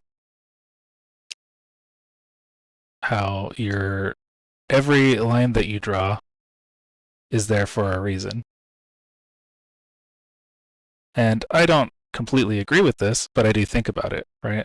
So here's a little alien dude, and I could give him an ear, and I could make it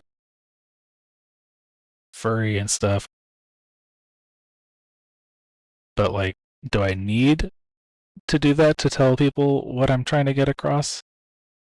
Maybe, maybe not. Does it matter? I wanted to put it there, right? I mean, like, do whatever you want. It's your own art.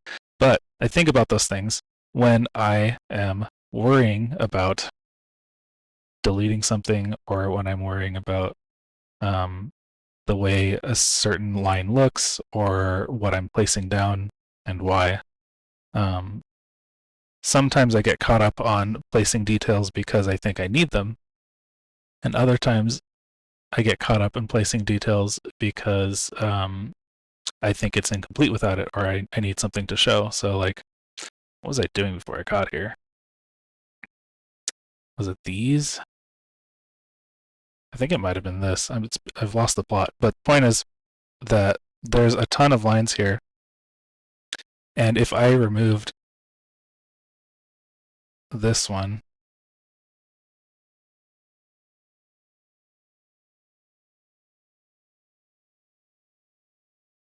it does have an effect on it, and so I'm okay leaving it when I'm cleaning up. These are the things I think about. And so I'm looking over here, like, what over here am I getting rid of? I don't really need this line here that shows the curve of the hand that much, right? It was a little too much. This one probably would be better like that. And same with this one. Do that instead. Anyway, I find the idea of thinking of your lines as each one of them serving a purpose interesting. I don't think it's a rigid thing, and it's okay for your lines to not serve any purpose, because art is whatever you want it to be. And if it's not whatever I want it to be, then I don't want to do art. So it's fun to think about, and it's interesting to use these like philosophies and stuff to kind of give me things to think about, things to try to incorporate, to do, to whatever. But I don't really look at anything like it's a hard rule. So I'm sure I break tons of art rules, and while I understand why they're there and how they help people, I think I wouldn't be able to function if I worried so much about making things fit the mold they're supposed to. And I don't think that teachers are wrong or that people talking about these different things are wrong in any way. Foundational skills are very important. And I agree with art teachers when they say, you know, practice your fundamentals, do your values, do all these things. I do all of those things, but I do them in my practice. I separate what I do for fun from what I do um, for improvement, if that makes sense. God, I'm trying to explain my fucking entire life philosophy here. This is difficult.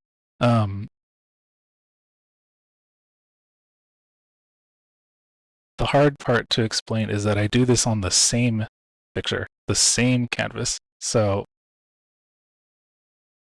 for example, I don't like that.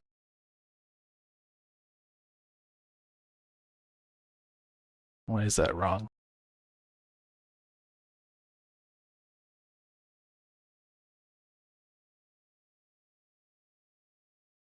Hmm. Oh, so anyway, I'll be drawing and I'll be thinking about the meaning of the line or why I included it or um, things like that. And I'll use that to influence some of the stuff that I do and try it out and see how it works for me. See how it improves my own understanding of my own art, how it makes me feel when I do it, how it makes my art look when I do it, and if I like it or not. And I'll just kind of be doing that the whole time I'm drawing. So like somebody will talk about how uh, something like a what's it called? Like a value budget or something I've seen like that, or like a window, value window. So when you're drawing something, you limit yourself to only the values within like this window here. And so like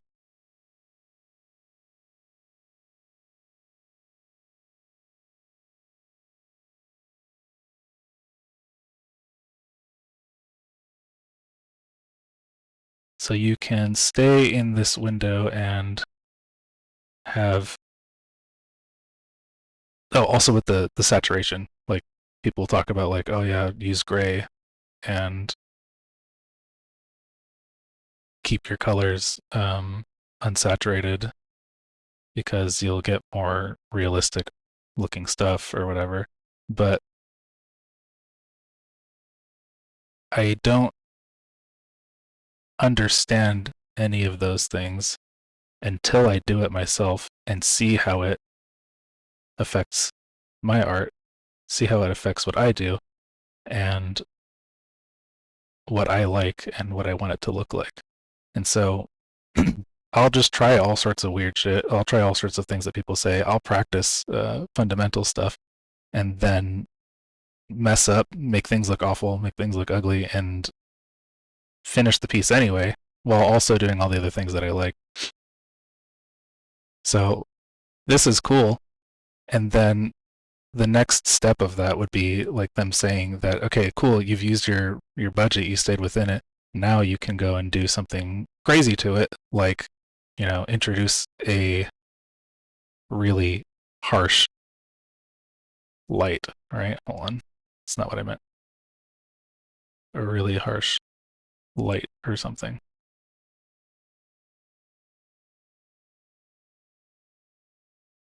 We're going to go into this more later when I start to color.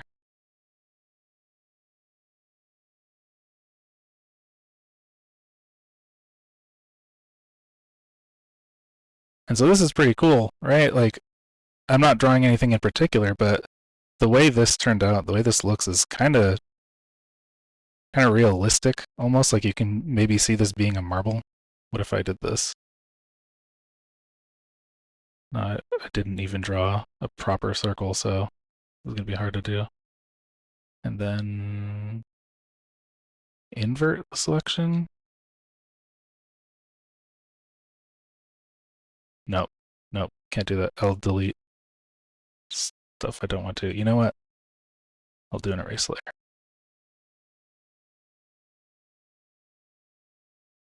And we'll grab this not filled black.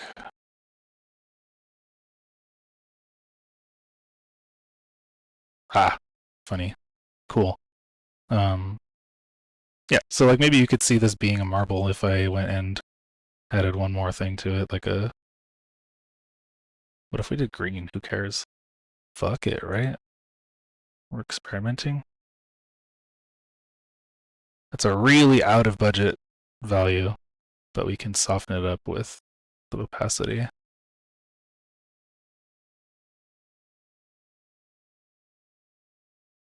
And why not? Let's select opaque, invert, and let's put a cyan blue unsaturated shadow there.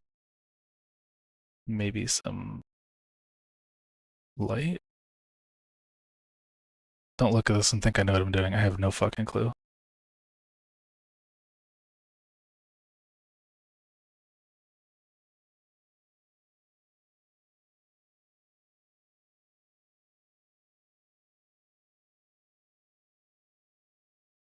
And where is this? We'll put the same light in some places.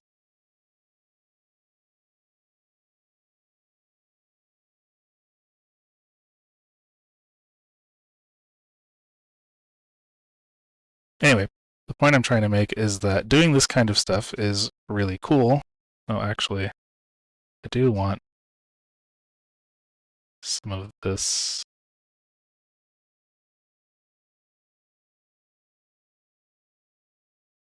underneath where it connects. Maybe make it darker too.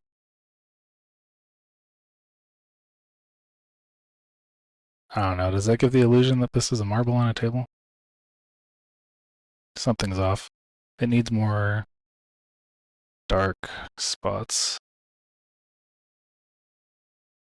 Also, I think the shadow's on the wrong side because this is all dark over here, so we're gonna fudge that by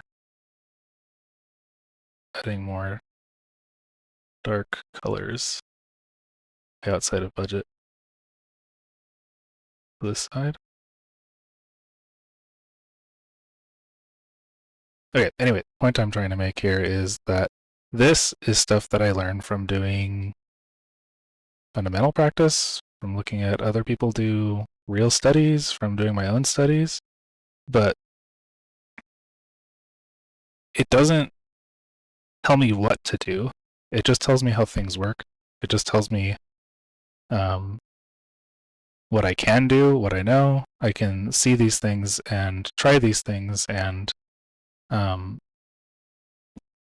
see what about them I like and how I can apply that to my own art. So I'm not going to do all that crazy shit to this piece, but knowing how that sort of light stuff worked when I drew it, or when I practiced those things, um, helped me decide what colors and how I want to layer colors or choose them, etc. Because learning how to stay within a hue budget or whatever gives me an idea of how to texture things or whatever. And I'll show some of that later again when I get to color.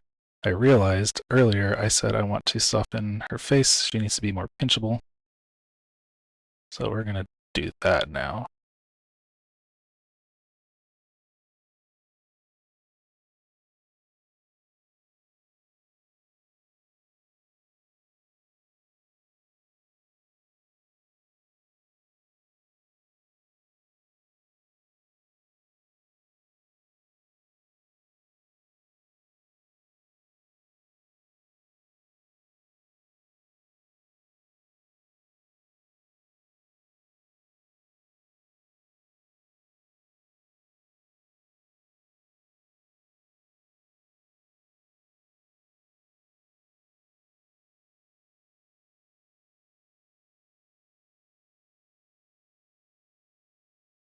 Sure, whatever.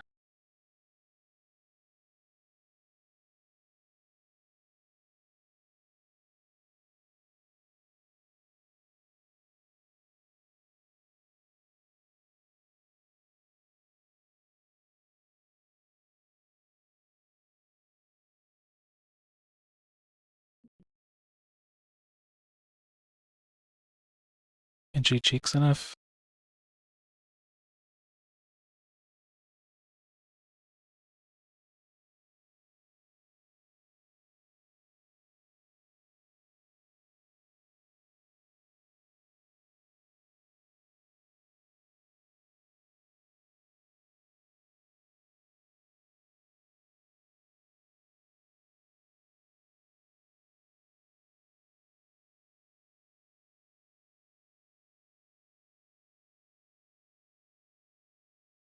I just kind of carve the shape I want as opposed to trying to draw line art.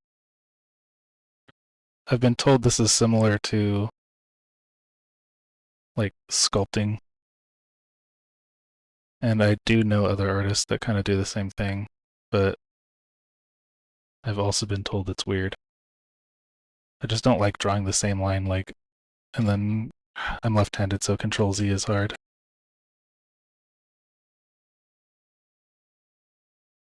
Until it's right. So I put a block down and I'm like,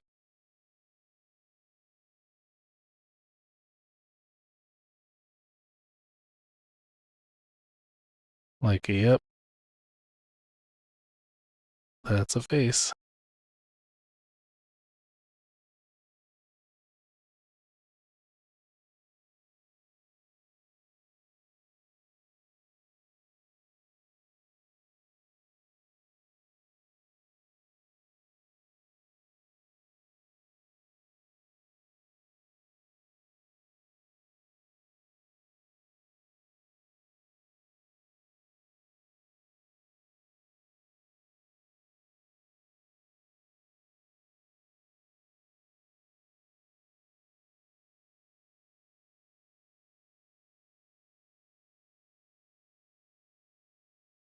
Okay, let's get back to cleaning.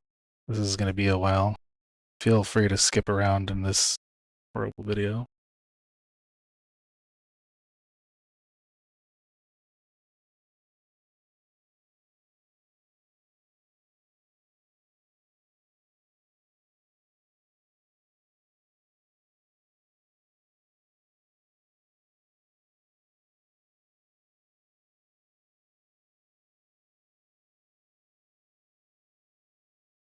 I need to flip this because I don't know how to draw it backwards.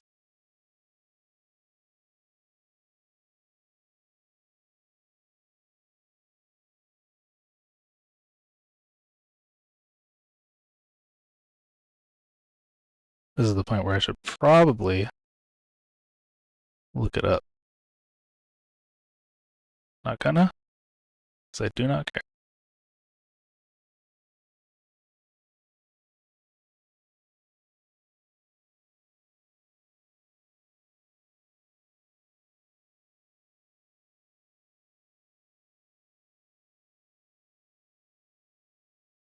Important Discord message. Okay, let's see. Let's get her horns a bit in here better.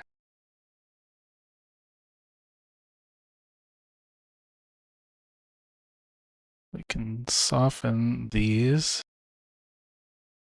They're not meant to be big lines, just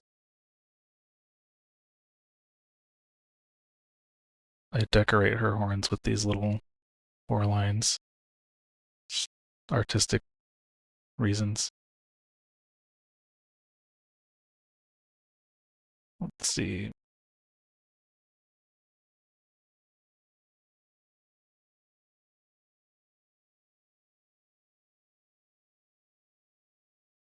Oh, these are also supposed to be thin, just to imply folds. Hell yeah.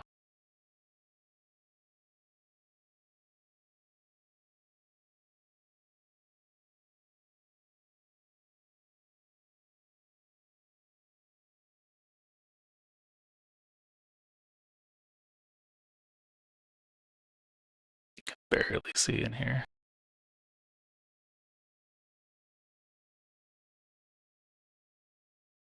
This side is okay to be thick. This cannot be.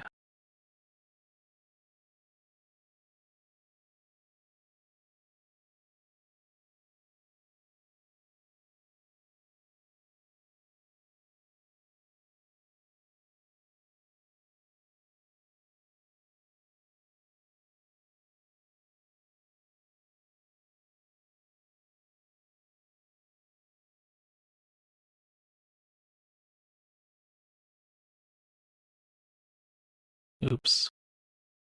Black.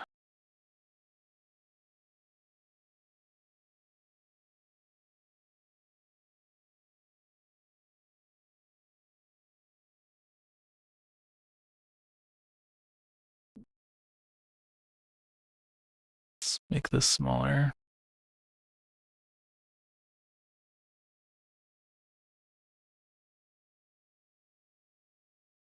Kind of make it look like a coin.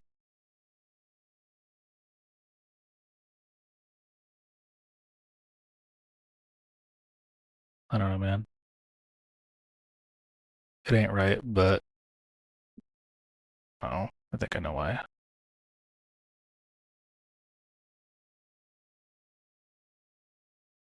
That did not fix my problem. I don't care. These gotta go.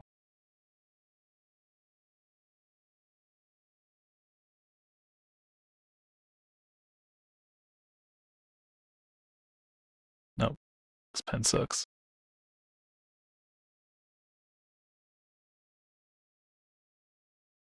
Yeah, my favorite pen ever, the G Pen, leaves these little artifacts everywhere when erasing. It's fine. It's fine. Who cares?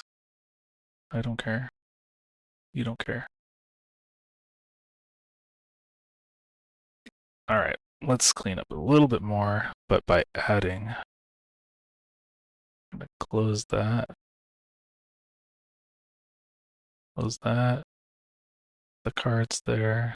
This is fishnet, I think.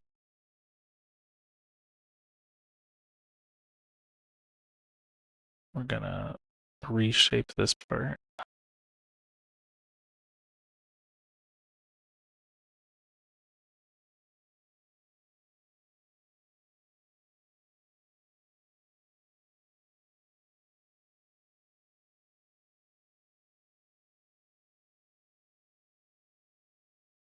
Sure.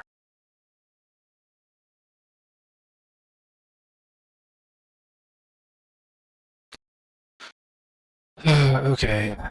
Kind of like this being open, so I will leave it. Like as is, I think it's cool. This is also cool open. Okay, so now this is where this diverges into what I call my doodles and what would be full art. So I'm gonna make a copy.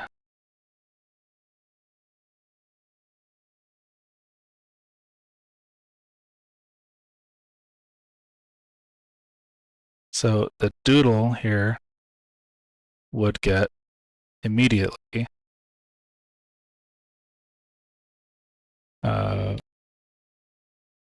one that I call weight, and that's literally just me going through here and sort of lining over things that I think need to be thicker for whatever reason.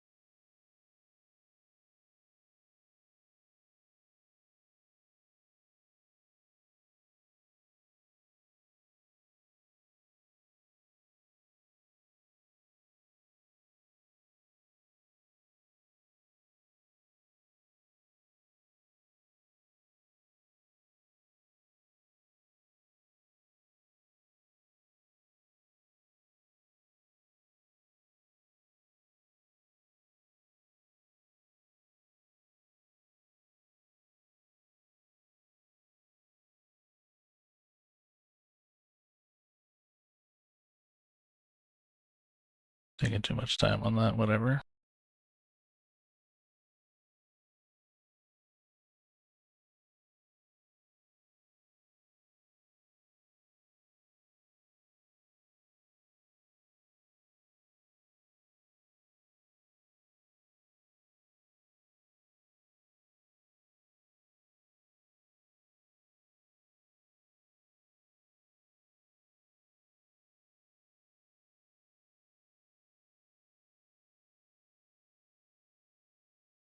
So at the same time as doing line weight, I often just color things that are dark, really dark, the darkest parts, with shadow. Just with the thick black.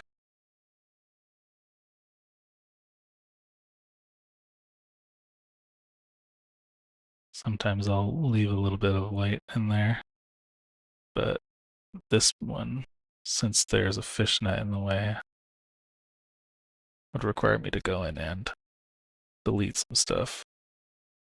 Not going to do that right now.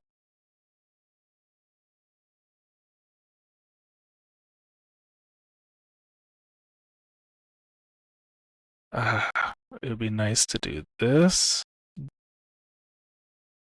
Yeah, covers up the butt, but I think it looks better that way. This one's gonna have some black here, make the black more there. And so we'll this thicker right under the belly.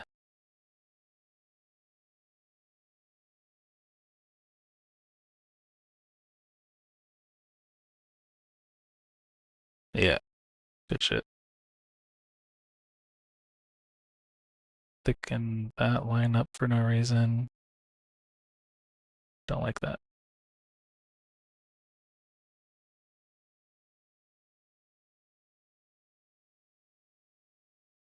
That's probably fine.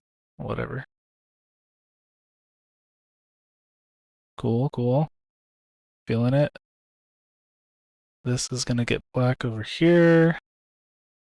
This is getting black there. In between the boob. We'll darken this part.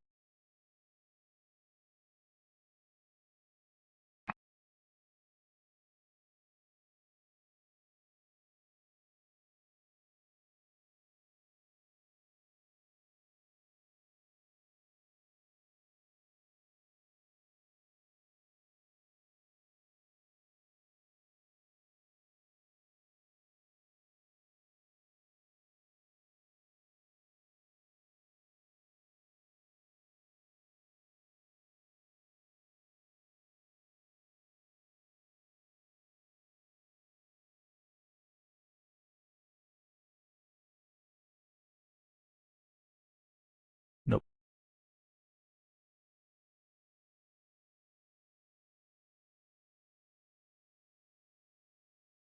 Let's see, that's the arm over there that I never put fishnet on. But it doesn't matter because we're covering it up. Something's wrong. What did I do? That's not the arm, is it? Where did the boob go?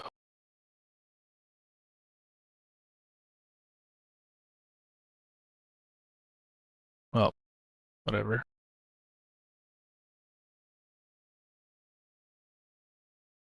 Wait, why can't I delete that? What is this? No? Oh, it's because of this one. That's right. Okay.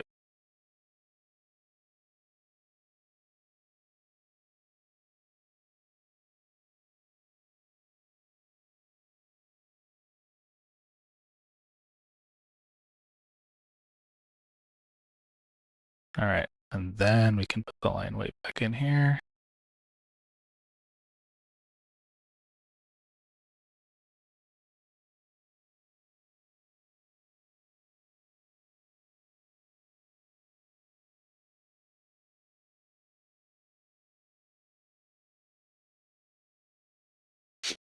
Okay. Let's see. Where else? We're going to put it right there. Cover that up. Cover that up. A little bit here where the collarbone is.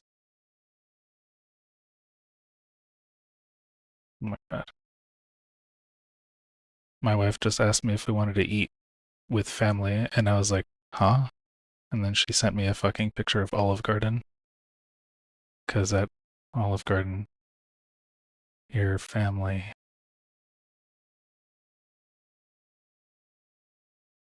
Let's see. Let's add more here. Why not?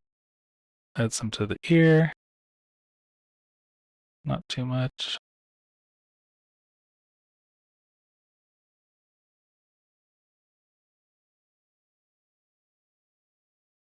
Yeah. Yeah. Hell yeah. To the pauldron. Maybe a little bit in here. Just because it's cool. Doesn't make any sense, but who cares? Put some there.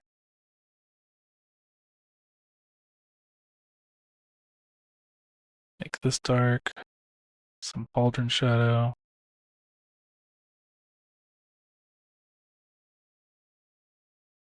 The heart of the cards.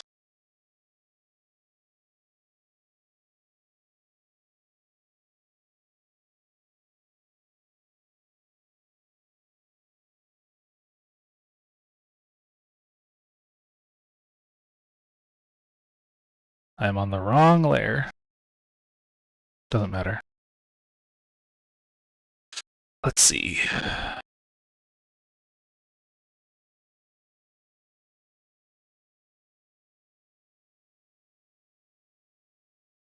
Cool, cool, cool, cool.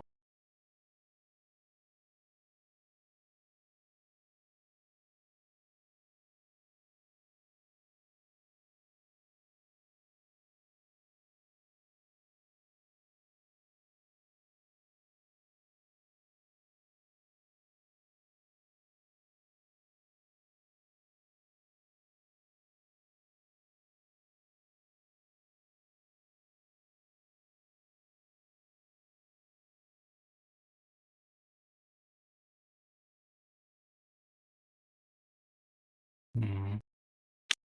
And then there are some places I won't do it, even though it would make sense. Like I could put it here.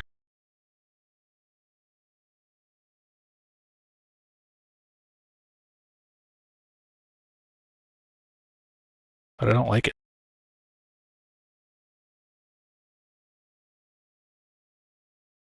So I won't do it.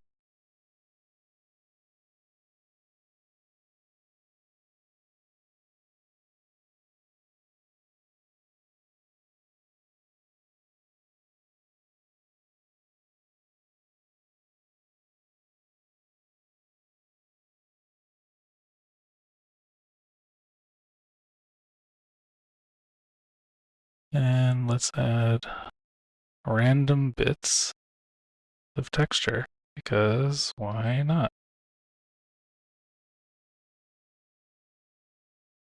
Help give your brain something to look at and decide direction.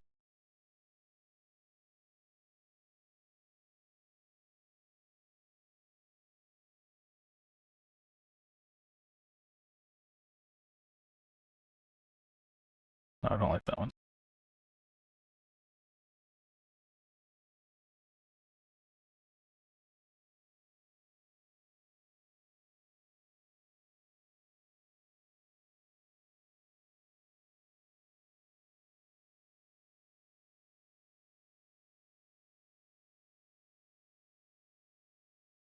Yeah, I spent all that time carving that out, and I'm just like, what if it was black?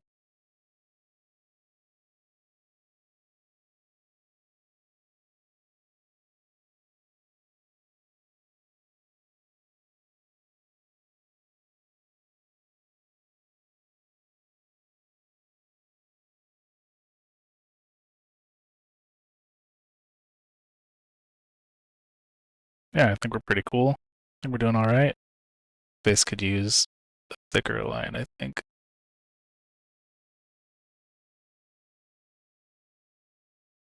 Probably the ear too.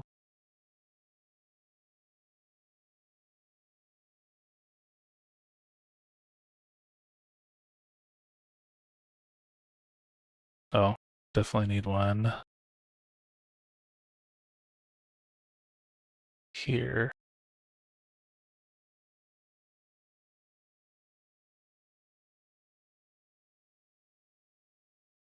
But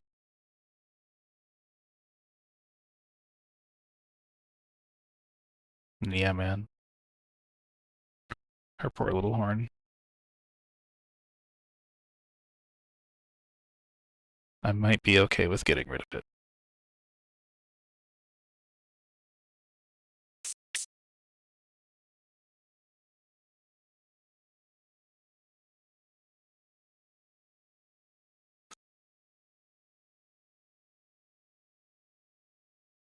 Okay.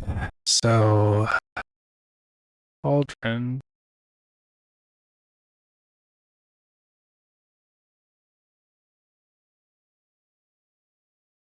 There we go. That's better.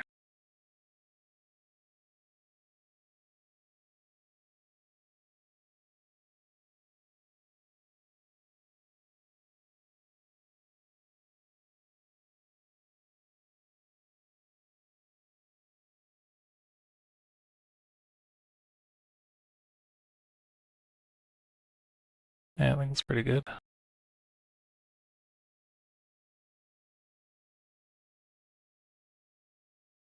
Give that bitch some shape. Ah, we can do it to the boob too. Yeah, now it stands out. Ah, crucial.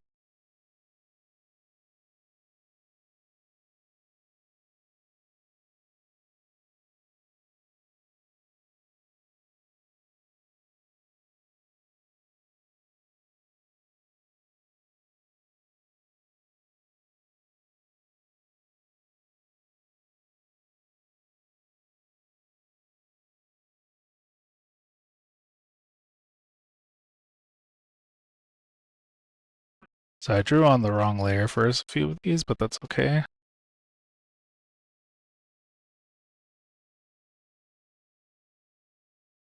But I did want to show what it looks like when I turn it off. Some of these things I'm on the other layer though, but yeah, usually ends up looking something like that. Pretty cool, I think. Okay, so that'll be the line. And I'll usually just leave it. Sorry, I put the pen in my mouth.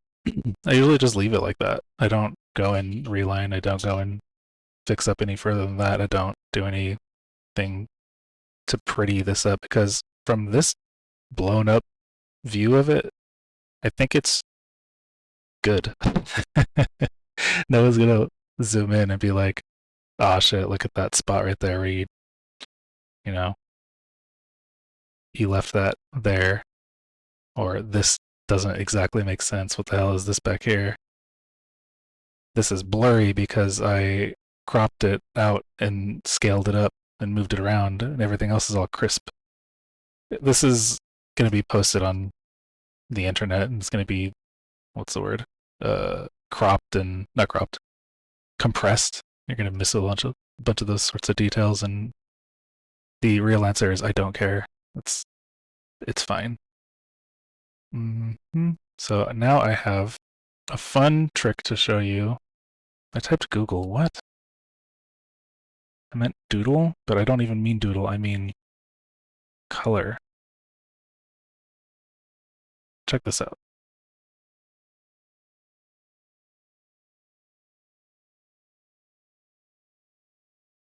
And then I can take my eraser and ba-ba, most of it's colored. And then I can go back in here and fill in the things that need care. So the way I did that was a combination of a couple tools. I mean, you could have done it with like this, right? But I like this tool here. I don't know what it's called. Shapes fill. It does this. All right. But I just use it to basically lasso around a thing.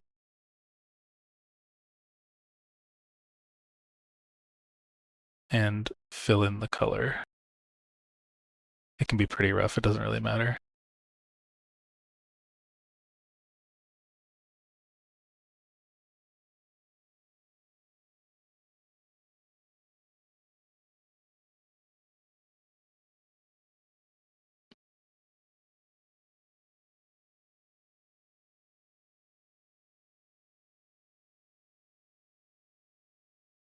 Oops.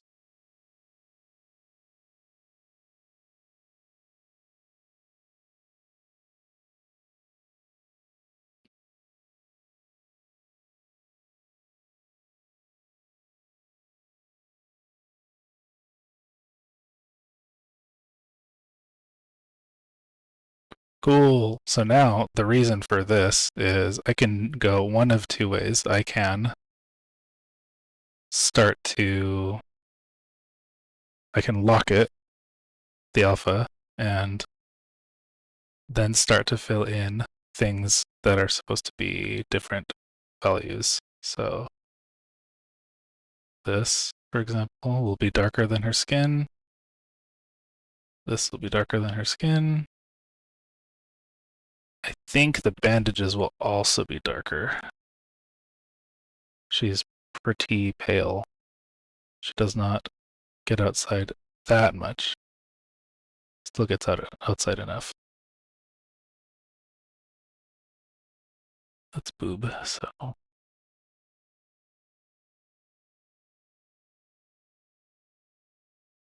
That'll be darker. This is definitely going to be darker, but I don't care right now.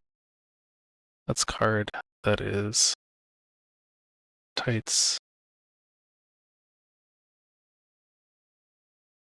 This is where I'll start to use this. This is too much to do hand. There we go. Okay.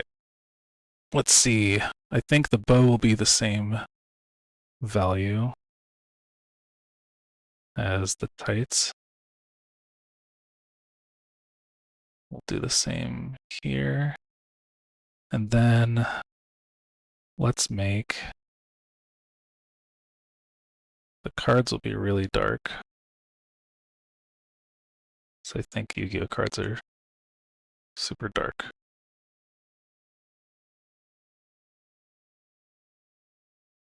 Doesn't matter that much. And we'll go in the middle there. Make this one that darker. I want it darker than that.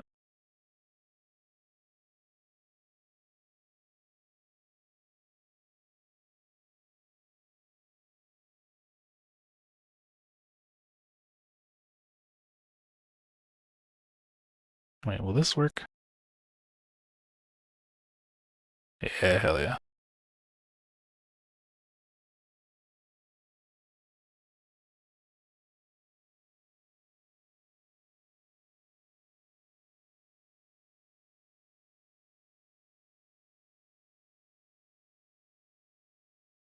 Cool.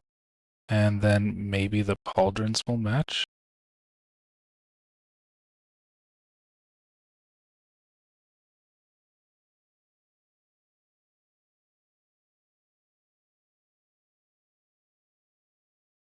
And looks like I forgot some things. There we go. Now we need a lighter color for the spikes. For this probably.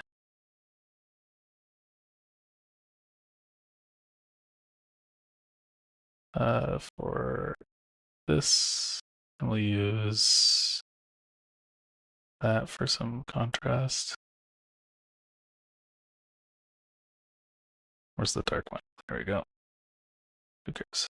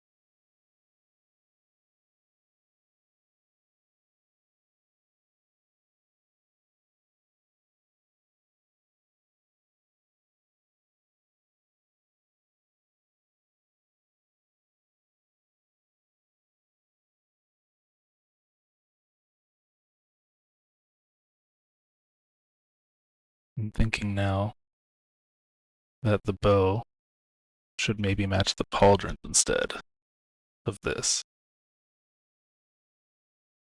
So I will do that.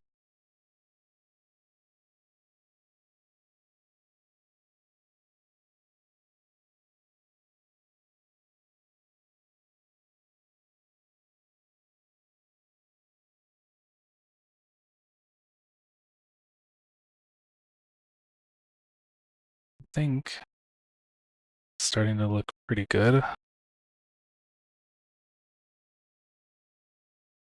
Don't know what value I usually color her eyes though. Halfway? What about the blue one? Same thing. I'm gonna copy that.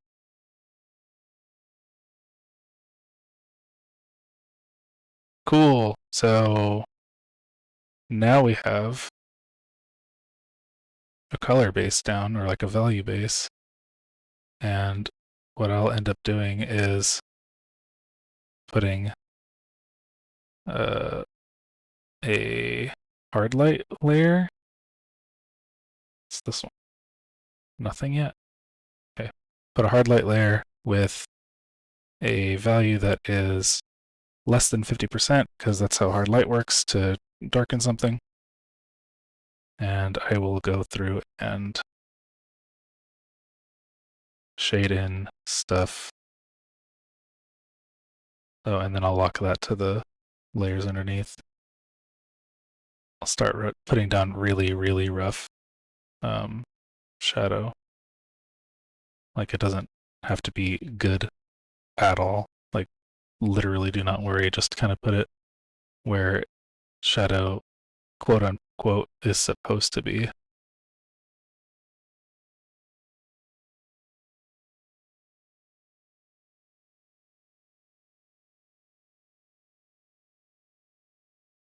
This is probably dark here. This is definitely dark. That too. Underneath this, probably on top because of her belly. This can be light, it's fine. Let's see, it's gonna be dark here, dark there, dark there. Wait, where am I making my light come from? The right? Light from this way? Okay. So then that can go that way.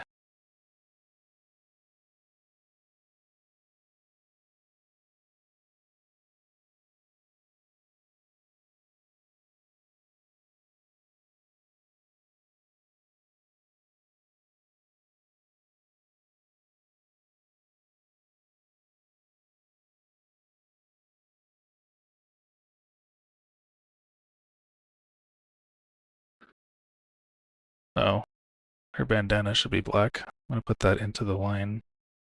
Bandana, you know what I fucking mean.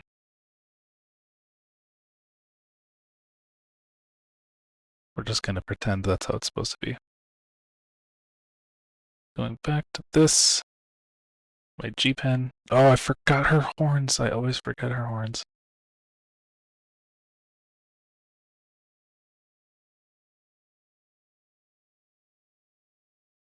And then also I'm gonna color darker. This color this dark. Is that the same color as this? No, that's darker. This is the one I wanted.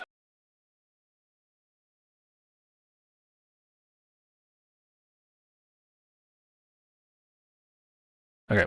Where was I? This color? Yeah. Oh, fun fact. You can sample from just the current layer, so you make sure you get the right color. Because if I didn't, and I just did color pick from the top, oop, that's not the right color. So I usually sample the current layer. That can be gray, that can be gray. This can have a little bit on it. Gotta gray it up over here. Some underneath. The nose, under the lip. Facial definition. Go a little hard on this. I usually do way extra because you'll see what I'm going to do anyway with it.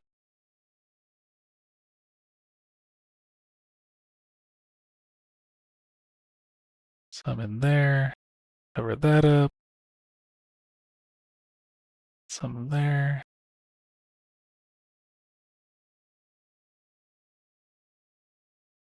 Yeah, usually this part I just kind of go ham with all the shadow because it's not going to matter a ton yet.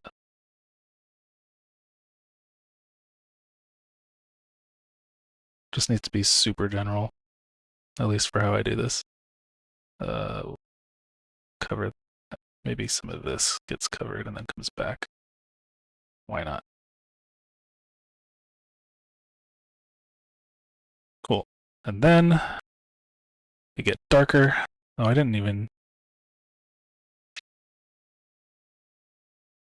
finish this part.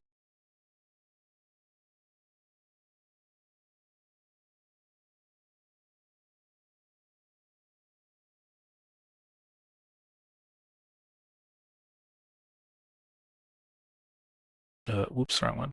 And then I said we'll go darker. And then some more value.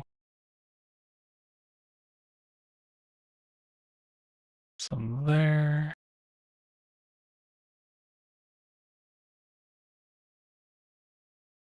Some down there.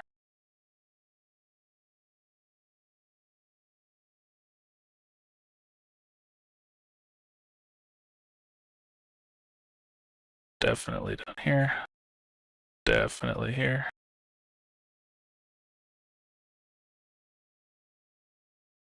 If you're already saying to yourself, he's going to blend it, you're right. See me after class. Here we go. Some more around the eyes, underneath the head. Tiny bit there, sure, why not? Definitely here.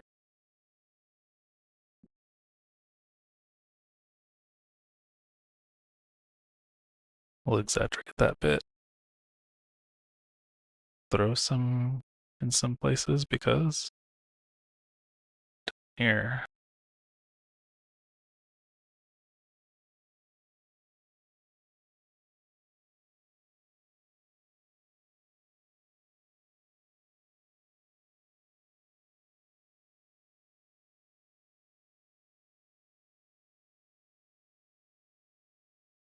Who cares?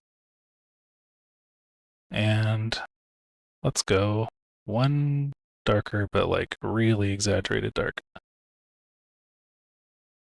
Kind of put that in the middle there, not directly at the edge. Kind of like it's creeping into sections that are really, really dark.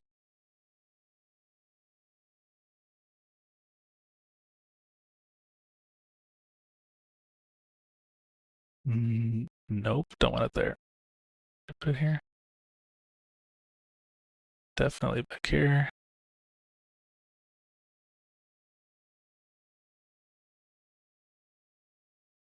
A little bit there. It's too dark for that. Let me go back one. This one? Yeah, that's fine. Let's see. Under the neck. This part of the pauldron.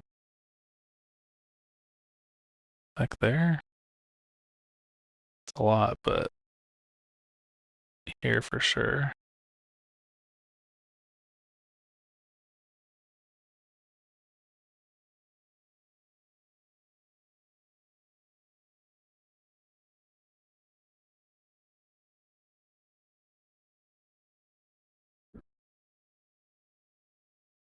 All right.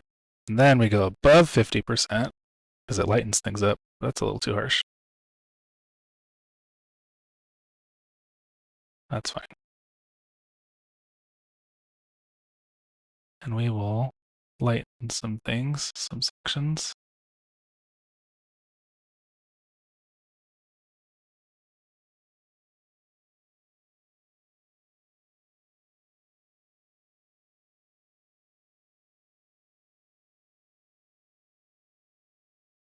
Boobs catch a lot of light. It's very common for this section here to be darker than everything in front of it. Of course, that's not the rule or anything, but easy to give them shape by abusing light.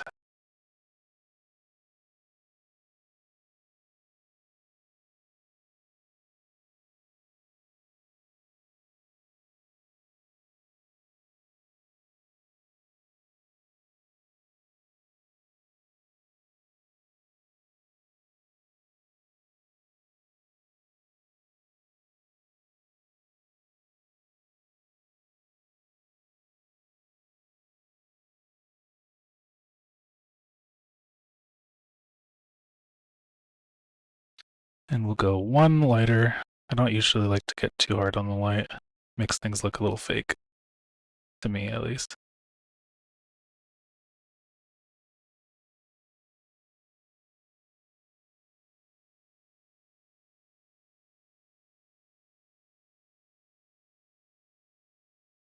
Depending on what you're coloring, obviously. Mm-hmm.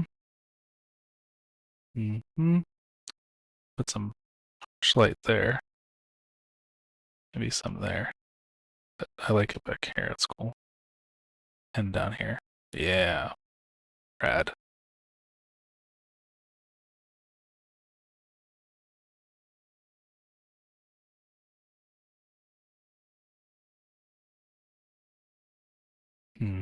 Where is the first dark color? It's gonna be a little hard to hate this part, but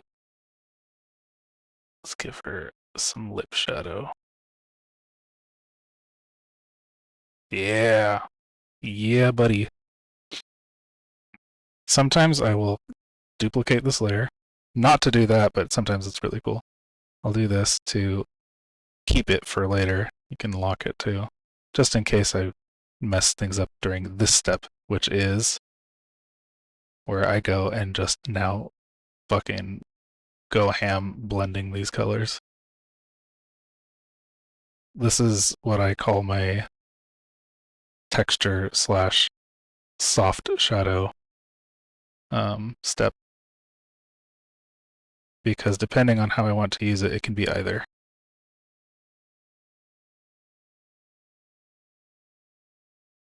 And this is not like very calculated. I'm just kind of roughly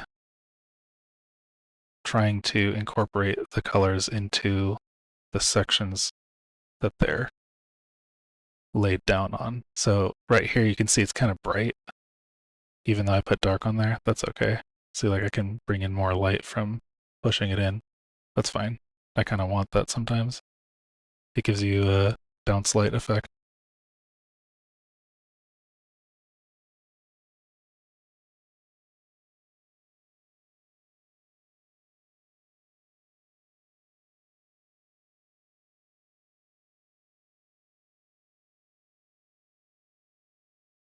And again, I don't really fuss about this kind of stuff. I just have fun seeing what happens to the colors. I'm literally doing this right now, like, whoa, that looks cool.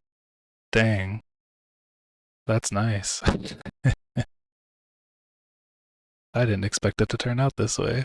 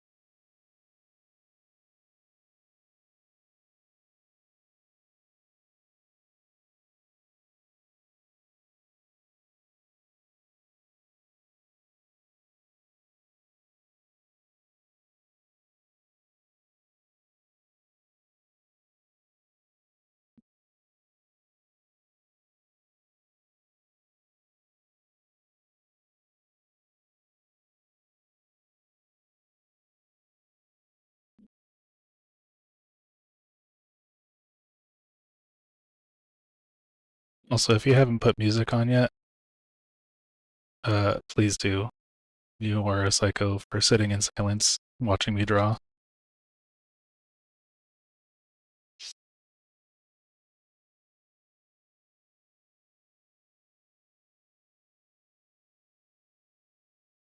Sometimes during this stage, I'll switch to a different smudger because it gives me texture, like that.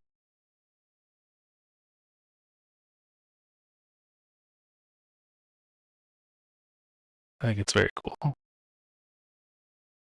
I'll usually use it on clothes and hair, but with this one I have to be more mindful of my strokes because the texture does imply like the way the thing feels, so gotta be careful with it. Like it feels completely different with this, just looking at it, versus the soft ones. Her hair is super tight curls, so I'm fine doing this random just crap on her hair. Then I'll go back to this.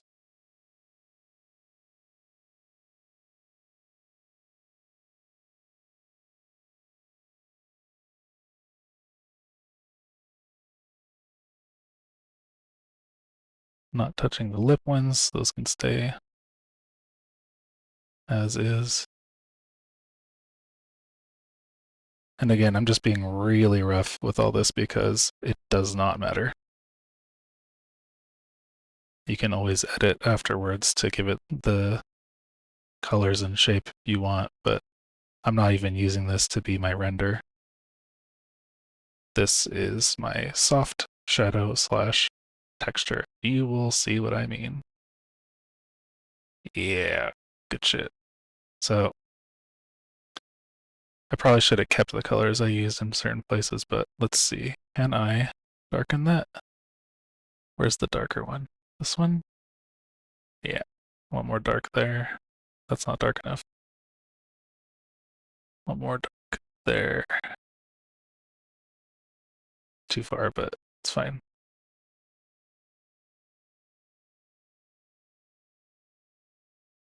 A little bounce light. Fuck yeah, looks so good. Goddamn. Accidental. I'm telling you, I don't know what I'm doing. And let's add more darkness.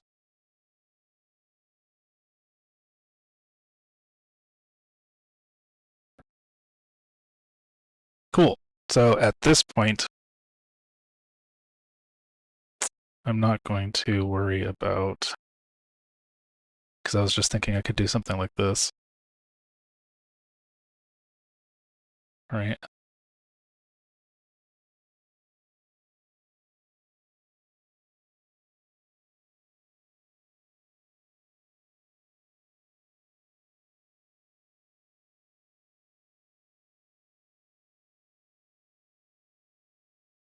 Like she's on a camera with the freaking ring light shit.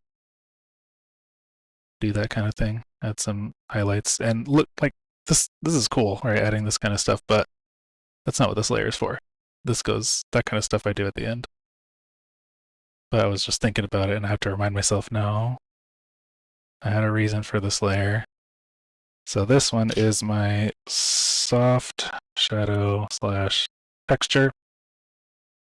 And I say that because I don't know what I'm going to do with it. So at this point, this is very, very dramatic. And I don't think life really looks that crazy unless you have a hard light on you. And honestly, at this point, I should probably add. No, we'll do it after. I'll continue with the same layer. So this one, I'll just lower the opacity to a point where it looks like, so like when it's completely off, she's flat as hell. And you put it up 20%, still pretty flat. Starting to see stuff. 50%, you see it. Maybe around 70% here. Yeah, I think that's not bad. You kind of can see the texture now of where light is hitting, or like the soft shadow. It gives you like a physical sort of depth without being your hard or light shadow. And you can go softer too, because if I want it really cartoony, I don't really want to have all this depth in it. And sometimes I'll just completely skip this layer, but lately I've been liking doing this, and so that's what I'm doing. And if I really want it to be dramatic, then I'll turn it up, because I feel like this is pretty dramatic, and I think it looks cool, especially for this, sort of Yu-Gi-Oh thing going on here. It's not bad. But I do think the cards are pretty dark. They still need some light.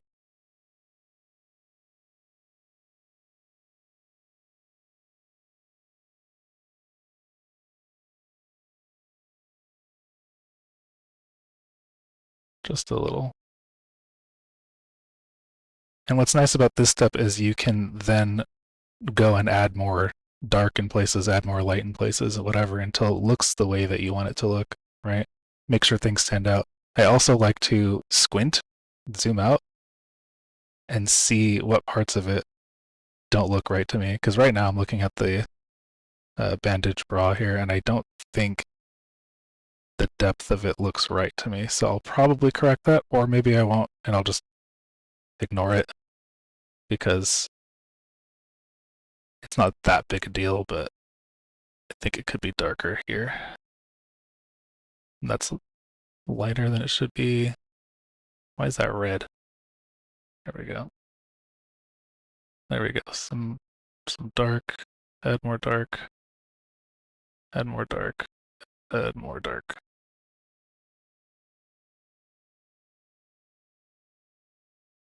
But yeah, I hope I've sort of made it clear that this is not meant to be my render. This is more of a soft way to add texture, light, depth, that sort of thing. It's my really soft light and shadow sort of thing. And hard light is nice because the way it works is at 50%, it makes like no change. So if I turn this off, oops, add a new layer, hard light, at 50%, no matter what color you choose, it won't really make a difference. It's making a slight difference because you can see what I'm doing here. Yeah, well, I mean, it'll add a color, but whatever. That's not 50%. It's the lighter. Yeah, anyway, that's close enough. Oh my god, I'm so dumb. I can just grab. Okay. Oh, it's not going to work. Never mind. Anyway, I'm talking too much. 50%, it's not really going to make any change at all. Higher than 50%, it'll start to lighten up. And the higher you go from 50, the more it'll lighten. Right? And the same thing, if you go below 50%, it'll darken it. And I like it better than multiply because multiply sort of puts the colors together and muddies them. And it's good for some uses, and I do use it still in my art. But I often try to get myself to use hard light instead because I have to think a little bit more about what color I'm going for. So if I went to my soft shadow thing too, instead of using just the gray that I have been using, I can go straight into dark ass blue. And you can see how it makes the changes, where it brightens things up and where it doesn't. It's very cool. Oh wait, no, that didn't work because that was a 50%. That just turned everything blue. What I need to do is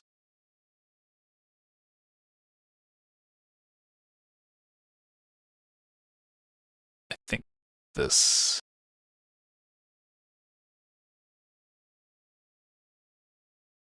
No, not that. It's it's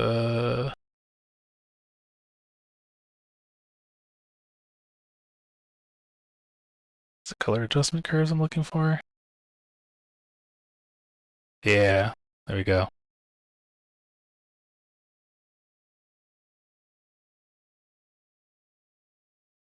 Kind of like a light was put on her.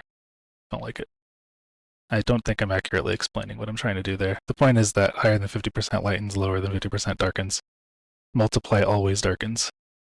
So this way you can do a lot of shit with just one layer. and I will shill this layer until I die. I will continue with this later. I have real life things to do. Unfortunately, I wanted to go through the whole thing, but I think it's already pretty long right now. This is not a bad stopping point. So that is a big step in my process, and usually this doesn't take me so long, but I'm trying to think and talk at the same time. Next time I will go through the part where I do the hard shadows, the hard light, etc., and then how I put color on top of that. Sometimes I don't do this step and I just do it straight in color, but I noticed that if I can do this first, my drawings come out with decent depth. It's just, I guess, easier for me to understand. Sometimes if I don't do this, I'll put a layer over like this, filter layer. Wait, desaturate. So